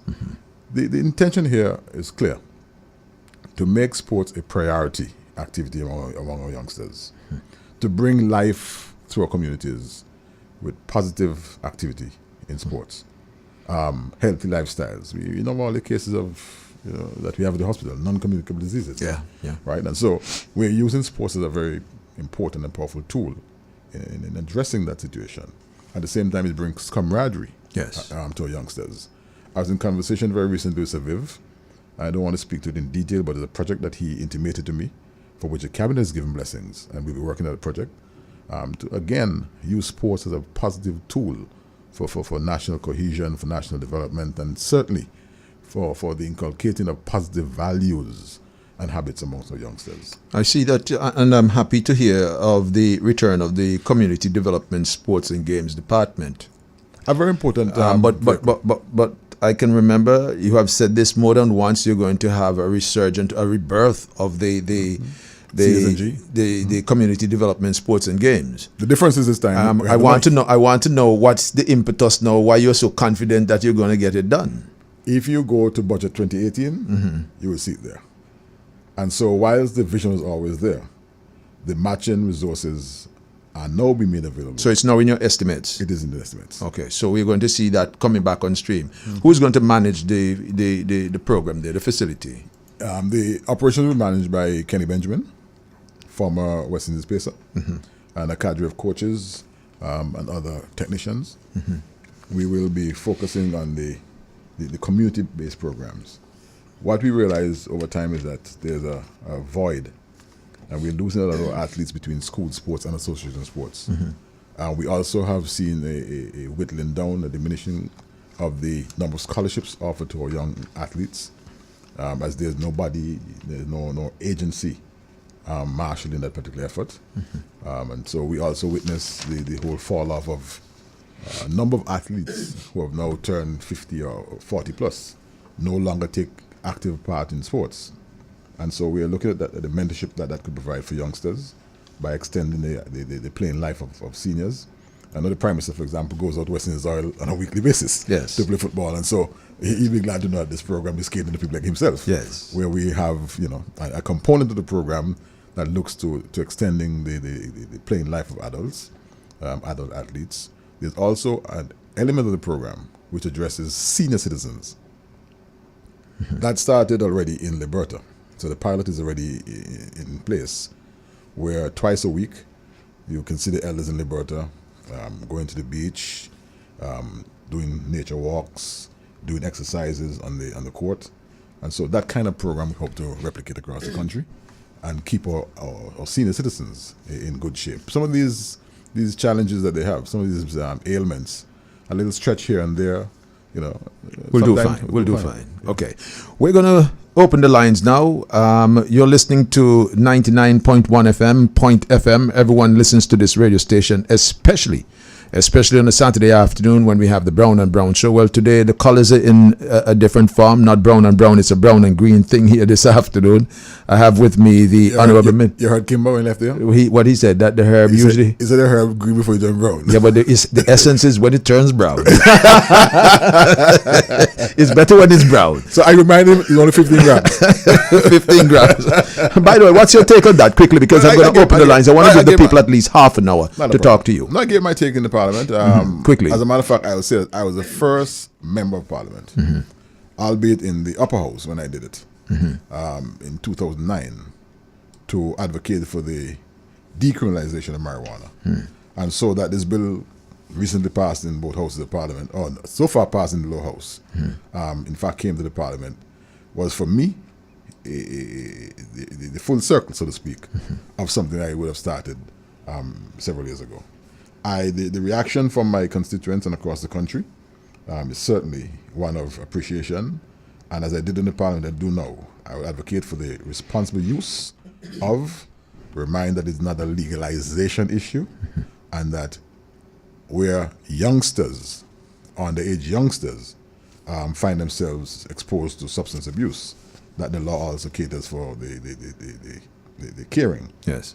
Of such minors. All right. We have to be careful that it's not misunderstood, but rather that it be treated responsibly, and that we understand exactly what the thinking is, that we cannot continue to criminalize, our youth, putting jobs beyond their reach, putting visa access beyond their reach, And in short, And just really, taking it as a global global dispensation. it is so a to global speak. discussion right now. Yes, yes. And so that I think it's timely that we're part of that discussion. I await the additional areas of discussion or discourse which will focus on the medicinal use and industries that can spring up from the subject. Okay, the lines are now open. 562-3989. We're ready, Sherwin? Yeah, 562-3989. That's one of the numbers to get you live on air. Or perhaps you'd like to reach us as well on 562-2991. For those of you following us on Facebook Live, you can send your comments there. We're going to do this in short order because the minister has to leave at around 10 minutes after 6. But they were very pertinent questions to ask him. And so we have delved into the issues pertaining to his ministry. Some of them I'll leave for another time because, he has quite a big ministry. So I'm going to leave things like carnival for now and culture and tourism. I'm going to leave those for now. But let's go to the telephone line and see who is with us. Let's take our first caller here. Let's go to line number 1. Good afternoon. You're live, 99.1. Colin, Hi, good afternoon. how are you? I'm doing fine. What about you? Well, not bad. Hesky was in the hospital, Yes. but she come out, so Okay. she said to tell you. Yes, all right. Okay, buddy, How are you doing? I'm just laughing with you. When they said this word with the taxi man, they kill me That's a self classic. with laugh. Me say, when me go look for you, me go show you go put on their face. all right. Yes, so how you? I'm good. Give God thanks. Yes, everything all right. So, next week I will see you. Don't worry. Okay, look forward to seeing you. And I love you. Love you too. Colin, Yes. I love you. Well, of course, I know that. Enough love to go around. Plenty love. Okay. Okay, so the numbers are 562-2991, 562-3989. For those of you wishing to send your WhatsApp messages, our WhatsApp board is open as well. That's 729-7102. That's 729-7102. Let me ask you quickly before, I think maybe I can push this one in. And I can remember some time ago I called you, and I also called the Honorable Charles Max Fernandez pertaining to the linkage of tourism with culture, because I've gone down to the port here, right here, not the port, what am I saying, the dock here. And I've seen people just walking around, especially when a ship overnights here in Antigua. You can remember I called you and I spoke about it. I'm seeing one or two dances, but we need to put something more general in place, something that is, more suitable, because they're just there sitting down. Some of them just using the Wi-Fi that is the service that is there. And they're obviously looking for entertainment. Another thing that I would like to see is for some of the shops and the boutiques and so on open maybe a little bit later. Maybe I don't know if they can give them some sort of incentive or to encourage them to stick around a little bit longer, because they're going to start to talk about having to pay their staff. I don't know how you can augment that. I see you looking at me because once I speak about money, I know that you start to look at me differently. No. Anyway, go ahead. I want to hear your take on what I just said. The issue of the cruise sector and the marrying of the efforts in culture and tourism is certainly a matter of national interest and importance.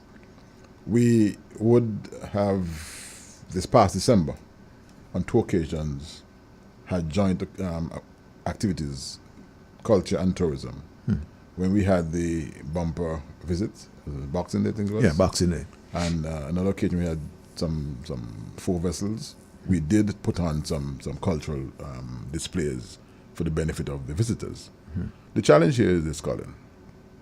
Those cultural demonstrations carry a cost to the government and the government only. Really? Yeah. And so you can see the difficulty in maintaining that or in doing that on a daily basis throughout the cruise season. We will have to, as a Ministry of Culture and a Ministry of Tourism, have some level of interaction with the agents to share the cost for this. Because every participant, every actor who goes down there, every act rather that goes on the docks or anyway put this thing in place in town, comes with a cost. On the first occasion we did it, we used the culinary people. And so that was at no cost to the government, basically, because they sell their wares, what they make is theirs. But once you bring bands and dancers and Moko Jumbi and Highlanders and so on to the stage, that's a real cost to the state. We did not in 2017, do not in 2018 a budget that could sustain that for an entire cruise season. It is something I think we need to do, but it cannot be an expense to the government only. The agents will also have to be a part of the cost.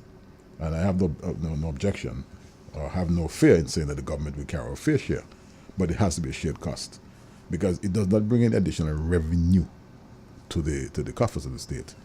It does bring revenue to the revenue coming to the state by way of head taxes. Those are predetermined by the passenger lists.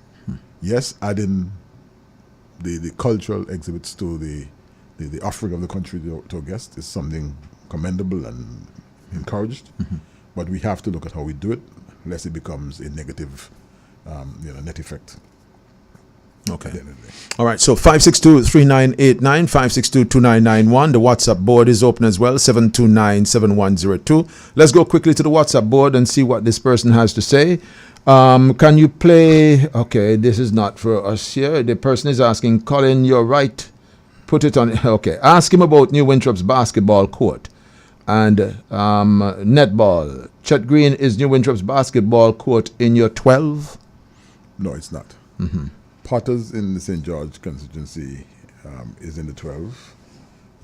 Likewise is Pickett's.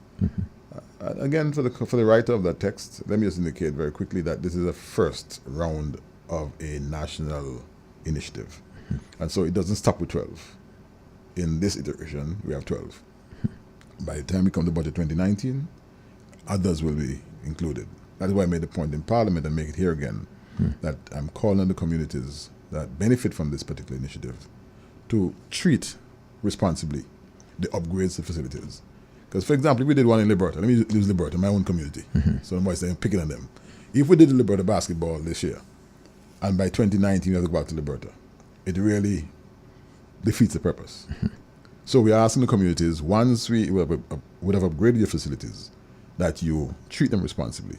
Your community groups, be they sports clubs or basketball club, whatever you have, we'll be expecting that the responsibility be shared or taken rather with respect to preserving and protecting the facilities, and that they be used responsibly for the purpose for which they've been retrofitted. Okay. Another one here. Ask Chet how they allow this young man, Rai Benjamin, the son of Winston Benjamin, to get away and now breaking records in the States. It was my understanding that he was treated badly here in Antigua. That's why he moved to the United States. Is there any truth in that? The stories are well established, well founded. Rai came and was an athlete for Antigua Barbuda, at least in 2 outings. He complained about the treatment at the association level. And as such, being an American citizen, he opted to move back to the U.S. and to participate for the U.S. It is something that is regrettable. And again, I can only ask the national associations to have that level of tolerance and patience with the national athletes to provide the level of service required to keep athletes who are, especially those who are options, to keep them, active and satisfied with what we have here on offer. I won't call the name of the president that he complained about, but he complained bitterly about the president of the National Association with the treatment he received. Again, unfortunate, regrettable, the kind of thing that we would not want to see happen again. We lost one athlete who was not Antiguan, who went back to the UK. Now we're having an athlete with Antiguan parentage leaving us because of treatment being meted out in the country. If we're going to have athletes of that caliber, we have to really understand that it's not Sunday school, it's not anything about, and I don't want to say how well behaved, but you can't treat elite athletes like children. You can't treat athletes as if it's Sunday school arrangement. You have to work with the nuances that everybody comes to the table with. Everybody comes from different backgrounds, and so you can't use a one size fit all approach in dealing with athletes. And I think that's what's happening in the associations. Everybody expects that the athletes will behave in a particular manner, and nobody's spending time or taking the time to nurture or to attend to the special needs of athletes that they may come to the table with. Rai is, most I can say at this stage is to wish Rai the very best in his endeavors. I think any way he performs, Antigua will always be at least a footnote because his parents are Antiguans. And you know Antiguans. Anytime we excel, we don't waste time reminding people where we come from. Yes. Right? Okay. Colin, Minister Green is going up against an unqualified candidate from the UPP who is a taxi driver that ran for president of the Taxi Association 2 years ago and lost that election to someone else and had to settle for the General Secretary or Public Relations Officer role. If it's one candidate for ABLP that should win his seat by at least a 3-1 margin is Chet Green. Driftwood is a weak candidate who said in 2014 when the UPP formed the government that persons who support the UPP have no brains. The UPP does not even make him speak on behalf of the party on any national issue. Anything less than a 3-1 victory over him, Minister Green, should be considered a failure. What's your take on that one? I heard you. I couldn't look at you and read at the same time because I have to twist a little bit, but I heard you smirking there just now. You heard me smirk? Yeah, wow. yeah. That's special talent. I heard you smirk there just now. Right. Let me thank the writer for his confidence or her confidence. He didn't divulge the sex of the writer. For the confidence in the expectation that I win the seat by at least a 3-1 margin. Yes, my team and I, we're working assiduously, working, as we have to make sure we bring the seat back home to the Antigua Barbuda Party. There are those who, like the writer says, that I have no challenge, no competition. No, that's not true. We treat all competition as being real. Jiffwood's comment that anybody who backs UPP has no brain places him in a very special category of the brainless. Automatically. Automatic. By default. Right? And so we may have to perform some neurosurgeon skills on him, but we continue to canvass the St. Paul's constituency. Let me thank the residents and constituents of St. Paul's for their confidence reposed in me in 2014, for the warmth and the embrace that I've had from the constituency since I became the MP, even before, but mostly since I became the MP. One of the jokes we make in St. Paul's, one of the things we speak about in St. Paul's, there are only three things I ask for in St. Paul's. 1, 2, 3. What are those? I ask my constituents rice porridge, for their prayers, and for voting election day. Rice porridge? Rice porridge, their continued prayers, Yes. and for a vote on election day. And why rice porridge? it's the best food in the world. 7 days a week. You like that? 7 days a week, 3 times a day.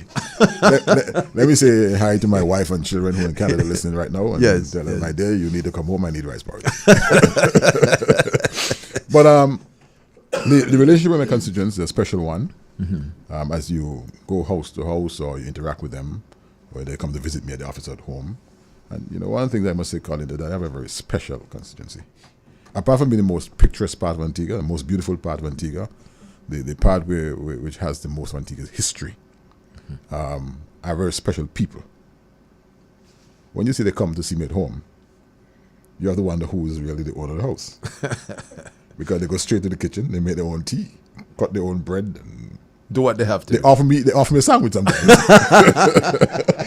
So a very special relationship. I really love my constituents. As a matter of fact, as we speak here, let me shout out my team. We are opening our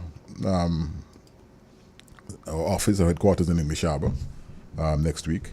And as I speak to you, they're there right now. I'm sure they're listening to this program, having a little social evening. Welcoming, hosting persons who come by to ask questions about the party, about service. Mine is extended arrangement. I do not hug anything. My wife will tell you that even keys to the house, I don't want those. I believe that those are better kept by other people. And so you can ask my chairman anything about the workings in St. Paul's, vice chairman, secretary. We have shared information, and we're a team, a real team. And that team approach trickles down into the wider constituency, where I have been successful in having persons feel a part of what's happening. And so we share a common vision of development. We share a common vision, common space called St. Paul's. And we really are a wonderful team working together. our social programs, where Go our ahead. social programs, for example, where we have a transport that's dedicated to the elderly, taken to the clinic and to St. John's, to the hospital, and that kind of program is well respected, and you get the calls every day just how much they appreciate that. Our educational classes, which we will return to very shortly, we had a little hiatus when the computers in the school became obsolete, but we will go back to those programs very shortly, offering computer classes. The supported schools and the churches, it's just a wonderful place to work. I don't think that I could have had invitations to go to other constituencies. I've had other people say, boy, I wish you were our MP, right? But I would not trade St. Paul's for anything. The good thing about it, I should tell you, that I was born in St. Paul's. I was born right in Liberta, unlike others who Born were and bred. Born and bred. Mother and father from Liberta, born right in Liberta, grew up in Liberta. And so it's part of me. Yes. So what is happening now? It's really, it took a while to happen, but it was always work in progress. Giving service to sports, culture, in general, I've been a part of the fabric of my community, and that continues to be the relationship today that I enjoy with the constituents. And to the caller again, or the writer, I thank you for your confidence that we should win the seat 3-1. The challenger is not, up to speed. Like somebody asked me the other day, so, like you are Minister of Government, and naturally you have some kind of ability, because I see Gaston gave more portfolio. When we are saying that you're heavy already, he gave more portfolio. Say, must believe in you. He asked me, so what would Jiffwood portfolio be? If Jiffwood were to win, and What would his UPP portfolio- win, Yeah. and before you can answer, the person say, I know. I said, what would it be? Say, Minister Taxi. Let's go. I say, you mean tourism? I said, no, taxi. we lost a caller there. The lines are still open. As a matter of fact, listeners, we have just about 8 more or 10 or 8 more minutes to go. So we encourage you to call us 562-3989, 562-2991. Those are the numbers. The lines are open, by the way, currently. And also your WhatsApp messages. We can take your messages on 729-7102. Let me do this one quickly from the WhatsApp board. It says here, good evening. As a member of government, can you explain why iMobile remains at the bottom of the cell phone market? Why does iMobile remain at the bottom of the cell phone market? I think that question is better directed to Minister Nicholas or Minister Yearwood, because iMobile is really a part of the APA family. And so I think Minister Yearwood, but as a Minister of Government, I can tell you that the vision of the government is to make iMobile the premier provider of services in Antigua. Again, in keeping with the earlier discussion we had about how we treat things that we own. Yes. Lewin Payne, Susie's Hot Sauce, iMobile becomes another of those nationally owned products that need to be supported by our people, because every dollar invested in iMobile is a dollar for the people of Antigua and Barbuda economy. And so, yes, we do welcome and appreciate the presence in the marketplace of 2 giant players, but iMobile, if you need to have a phone, it should be iMobile. If you need to have 2, it should be iMobile and something else. But every Antiguan and Barbudan citizen should make it a matter of business, a matter of course, that we own that one. Because not only own that one, it belongs to you. Okay. Now we're wrapping up, like I said. The Cadres poll. Have you gotten a chance to peruse the document? Because I know it's making its rounds on social media now.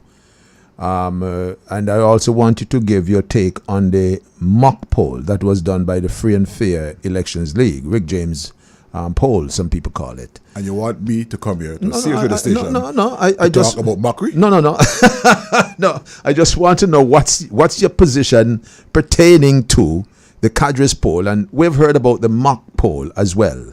I heard that the Attorney General, for example, the Honorable Stelroy Cutie Benjamin, said that members of the supporters of the Antigua Barbuda Labour Party were dissuaded from taking part in the mock poll, so to speak. You labeled it as a mockery. What's your take on it? And I would like to hear your summation pertaining to the Cadres poll. Let me start with things serious first. The Cadres poll. Yes. The last elections in Antigua 2014, Cadres poll called the elections on point. Several Caribbean elections, Cadres polls have called them on point. I'm saying in short that Cadres has developed and have demonstrated capacity and credibility with respect to elections in Antigua, Barbuda and the wider Caribbean. And so that is a settled issue in terms of Cadres and their integrity, their credibility, reliability, and therefore trustworthiness with respect of polling. And so when Cadres says to us in a poll that the Antigua and Barbuda party is the preferred party to govern Antigua and Barbuda, that's a true reflection, an accurate reflection, scientifically based reflection of the wish and will of the people of Antigua and Barbuda. When Cadres in a poll says that Gaston Browne is the leader of choice in Antigua and Barbuda, you can identify with it because you hear it every day as you walk the streets. Yes. I mean, we're canvassing St. Paul's now, and except for two persons,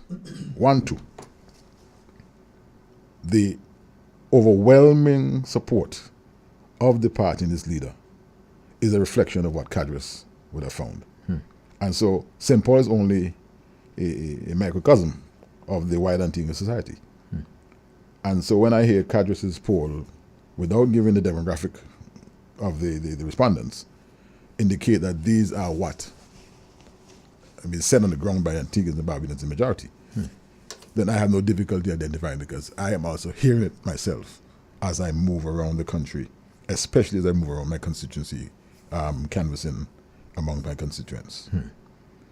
Now, there's a part in the Bible that says God is not mocked.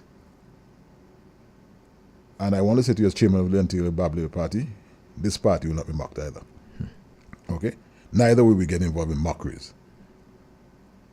I did not hear the comments from my esteemed colleague, AG. But I can tell you that not only did we not encourage, or not only did we dissuade, but we publicly dissuaded our members from being involved in any mockery. And so whatever Rick James and others were engaged in certainly was of no interest to the Labour Party and our membership. What I can tell you, though, is that the brand Gaston Browne is so strong that even without him taking part in the foolishness, he could not be denied. Are you following me? Yes, I follow you. The brand is so strong. So that even within the mockery, right, they could not deny, can't hide, can't run from that one. So strong that brand is. Rick James, a strange fellow. And I believe that people who want to do polls and want to be a part of that, what I'd call the unbiased, credible, trustworthy arrangements in national life, should be a little more careful. In Barbuda last year, we went there for council elections, and there was Rick James openly flouting with members of the opposition. We know his background as being a candidate for the opposition parties. He has never hidden his leanings or his hatred, let me put a very stronger word in, of the Labour Party. His leanings from or leanings to the opposition and his hatred for the Labour Party. And so we will not allow our members to get involved in that kind of foolishness. It has no scientific base. It is not credible. Now you take our position of publicly dissuading or discouraging our members from taking part in this poll and juxtaposed against the UPP that encouraged publicly their members to go and take part in this poll, or supporters, or would-be supporters. How many votes I got? 500 and something? Five something, yeah. I think it was 570 something, if I'm correct. 570 something. Yeah. So here they were on a ramped-up campaign. Go and vote. I saw it myself on Facebook. They encouraged their members. In St. Paul's, people said, Chet, we're told to go and vote for Driftwood. And across the country, there they were with this campaign. Go and support this mock poll. And they could only manage 500 votes. Well, that tells you. If I were Harold Lovell today, I'd resign. Because this only gives an indication of what will happen come election in Antigua. If you campaign so openly, so viciously, so vehemently, for persons to come and support you in this mock poll, and you could only manage 500 votes. And I tell you more, have you seen the breakdown of votes? They're not publishing that. They're not publishing the breakdown. Because in some cases I'm told that some people win by 2. 2 votes to 0. Now, you know a constituency in Antigua that has, and Barbuda, that has 2 voters, 1, 2, or 5 voters? Or let me ask you, you know a constituency in Antigua, 17 constituencies in Antigua and Barbuda. You know of any of them with 500, with 700 voters? I juxtapose it. I put it against the electorate and what, in terms of our registered voters, let's just say, out of that, the 700 and something persons who were polled, I work that against the electors, the number of electors that we could possibly have. And I think it worked out to be about 1.66. Am I right, Sherwin? I think it was about 1.66%. You see, you go and take this thing across. No, I have to look. I had to look at it from a serious perspective. Yeah, but I'm serious. Yeah. Do you know of any constituency in Antigua and Barbuda that has 700 voters? No. Now, this election was contested among across the 17, correct? And the total number of votes amassed was 700 and something. Total, 700 something. The UPP won with 500 something votes. It is not only a mock, but mockery.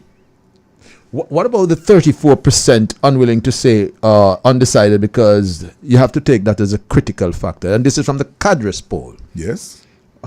So these are basically what you call the fence sitters? Fence sitters. Don't you find it is a bit rather high in terms of the percentage, the 34%? There's some people who will never tell you how they're voting. And by the way, we just have we have exceeded our time by 2 minutes here. So all right, we'll exhaust this thought and then I'll leave. Okay, good. All right. There's some people, especially in the Christian community, who will never tell you how they're voting. You'll always have a percentage. 34 might be high, 32, whatever it is, might be high, but you'll always have a significant cluster of voters who will never tell you how they're voting. What you can do, though, you can extrapolate from the support for the 2 major parties, what the national thinking and leaning is, because they're part of that general demographic. And so while it's 50-odd% say that they support the party, or what is 40-odd%? What is? You have the numbers there? I have them. Let me go through that. Someone here says quickly, the Cadres poll should be of some concern for ABLP, so folks don't rejoice as yet. Firstly, Gaston Browne is only 1 seat, and although the poll shows that he is the leading prime minister and by far, does not mean the party will win. The poll shows 36% will vote for the ABLP, 24% will vote for the main opposition United Progressive Party, while 5% said they would vote for Democratic National Alliance. The difference between ABLP and UPP is 12%. Now that's not a big difference. Then you have 34%, as I said, unwilling to say or undecided, because that's a critical factor. I disagree with Cadres by saying ABLP would be able to gather more of the undeclared and undecided support. I believe, and my personal view, most of the 34% was UPP supporters that voted for ABLP in 2014 and might be disappointed with the ABLP. So there is a possibility they will go back to the UPP. So guys, please don't take this for granted. You still have a lot of work to do. So the ABLP have to be careful delaying the elections and allowing the other parties to get their legs and gather momentum.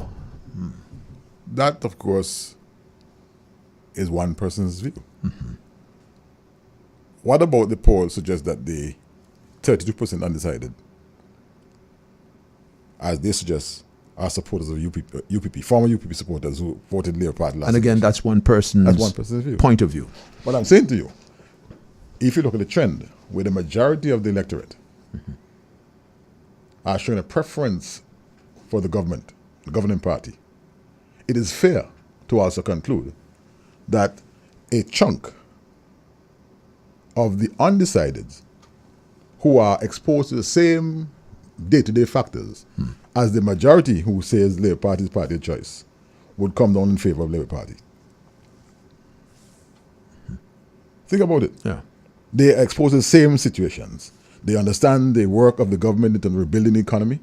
They understand that we saved this country from the financial collapse. They appreciate the work being done in health, in education, in sport, in all the sectors. And so therefore, as that 32% weigh in on the issues of the day, in a heightened campaign season, when all the factors are placed on the table,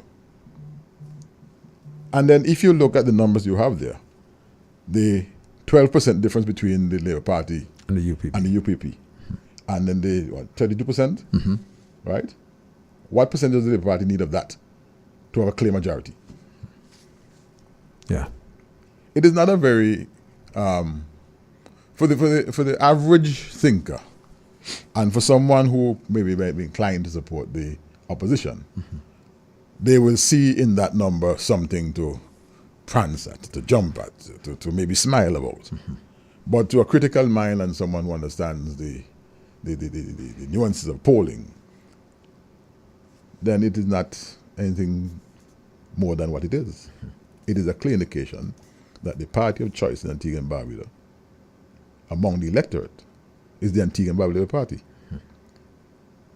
And the Antigua Labour Party has everything to be proud of in terms of the track record, because when we hit the street for campaigning, for elections, what people determine or decide, use as deciding factor, will be the performance. It's not somebody saying, you know, that those are easy. You can talk, that is cheap. You can oppose for the sake of opposing, as we've heard. But when we put on the table the achievements of the Antigua and Barbuda Labour Party and measure them against the failures of the UPP, it's chalk and cheese. When you remind Antiguans and Barbadians that only 3.5 years ago, this country was tottering on the brink of collapse, the economy. When you remind Antiguans and Barbadians of the rate of unemployment, 3.5 short years ago. When you remind Antiguans and Barbadians that for the first time in our country's history, the IMF was in town. And that today, we're watching them on their bicycle pedaling out of town because the government, their government, would have saved the day. That we have saved the economy. That the promise of rebuilding was not idle chatter. That from the day one, we buckled down. When you remind persons that we did not go into the direction of firing people for the sake of political affiliations, but rather set out from day one to build a meritocratic society and certainly a harmonious society where each of us has a right to exist, to live and to thrive, then those things mean a lot to people.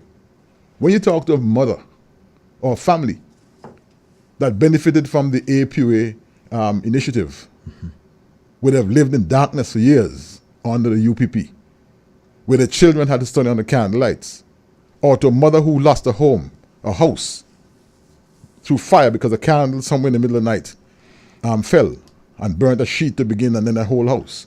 When you talk to a father who could not feed his or her child, but who is now employed, working and earning, it's a difference. When you talk to a pensioner who would have had to sleep outside Social Security, waiting to get a pension check, earn money, mark you, as opposed to talking to the same pensioner today who tells you, I get my pension check on a monthly basis, you will understand the difference. And so the elections are not any elections that are close, as some would suggest. The numbers by cadres are not anything to be interpreted as any hope for the UPP. But the reality of life and living in Antigua and Barbuda is there for all of us. It's only 3.5 years. Only 3.5 years. The UPP cannot live down the issues of hardship that they cause in this country. That our country was the only one in this hemisphere that had 3 consecutive years of negative growth. Stick a pin there. We have someone joining us at a very late stage of the program. Good evening. You're live, 99.1. Hello, good evening. Good evening. Hi. How are you? I'm hanging in. Mr. Paul, check. Mr. Paul, check in. Good evening. How are you, sir? I'm surviving. I'm here listening to you, man, and I love to know how you outline these things, you know. We're not dealing not mark with a positive thing we're dealing with, you know. Yep. You know what it is? I'm trying to get the voice, believe me. Last time we were talking at Salvation Army, man. All right, yes, I got the voice now. Take care. You too, All right. you too. All right. Someone here says, when will the 2018 carnival start to be promoted? And why is always the same set of persons have the job to plan and organize it? Quickly. Well, to that person, they can write to you privately and let me get their names or their name, and I will personally invite that person that individual to be part of the planning of Carnival 2018. We intended to, or we had planned rather, to launch Carnival 2018 just before the Lenten season started. We had some challenges, and so we had to abort that plan. We did launch Carnival, I think, 2 years ago in the Lenten season, and we came with a harsh criticism from the Christian community, and so we will not go there again. So we will have a launch of Carnival right after the Lenten season ends, but already, as members of the public know, we are already on the hustings, so to speak. We have done some promotional work in Guadeloupe. We've done some in Trinidad and Tobago. We will continue to flood the local media with information as a way of keeping Carnival front and center, but the official launch will take place after.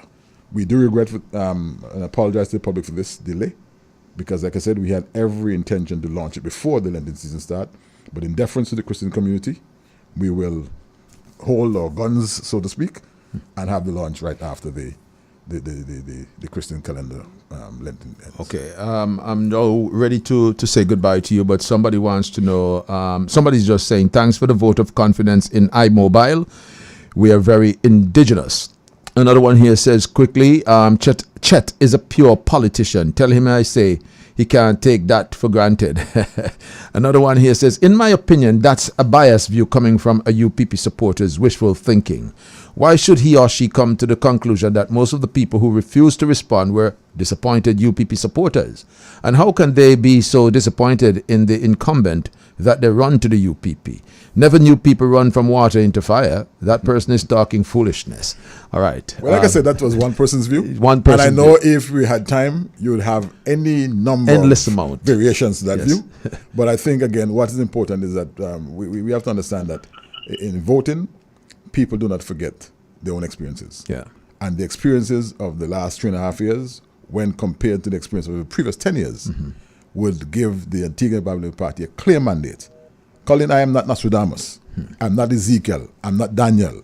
But I'm predicting a clean sweep, 17-0 in the next election. In favor of the Antigua and Barbuda Party. As Antiguans and Barbudans give a thumbs up and a vote of confidence for the continuation of the rebuilding work that this party would have started 3.5 years ago. I want to thank you so much for joining us. I know that we kept you an extra 10 minutes, and I do apologize for that. In the service of the people. In the service of the people. Well, I'm looking forward to having you in the not-too-distant future. Join us again. Perhaps you could do a link-up with the Prime Minister, and we could sit down, all of us in here, one of these good evenings on a Saturday afternoon on the Browne and Green show. At your invitation. Okay, sir. And I thank you once again.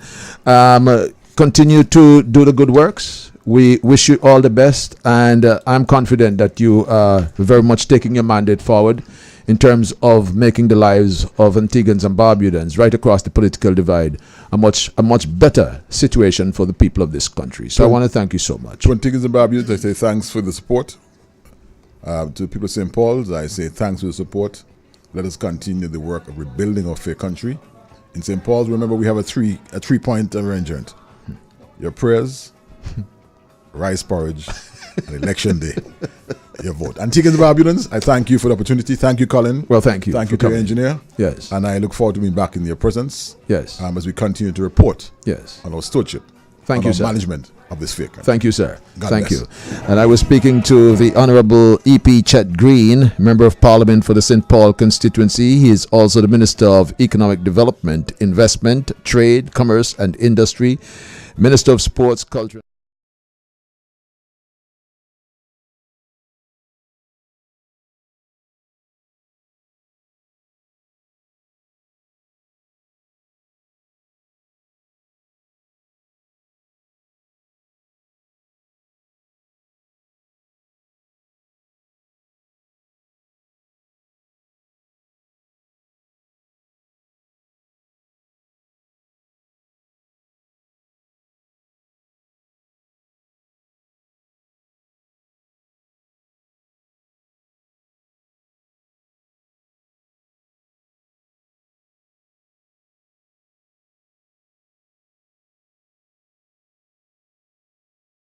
We're going places, and invite your friends, whether they support the UPP or John Masai's party, the DNA. Remember to always tell them Point FM is the place to be in terms of proper dissemination of information, speaking truth to power. My name is Colin O'Neill. On behalf of the entire staff here at 99.1 FM, we want you to continue to enjoy what's left of your wonderful Saturday, what promises to be a fantastic evening. And going into tomorrow, please go to church. I'll be going, and make sure that when we come back here on Monday that you're all prepared for the Talking Point show with me right here. Coming up later this evening is Ben Wen with all those great music. Stay with us here at 99.1. On behalf of the entire staff, again, take care, God bless, and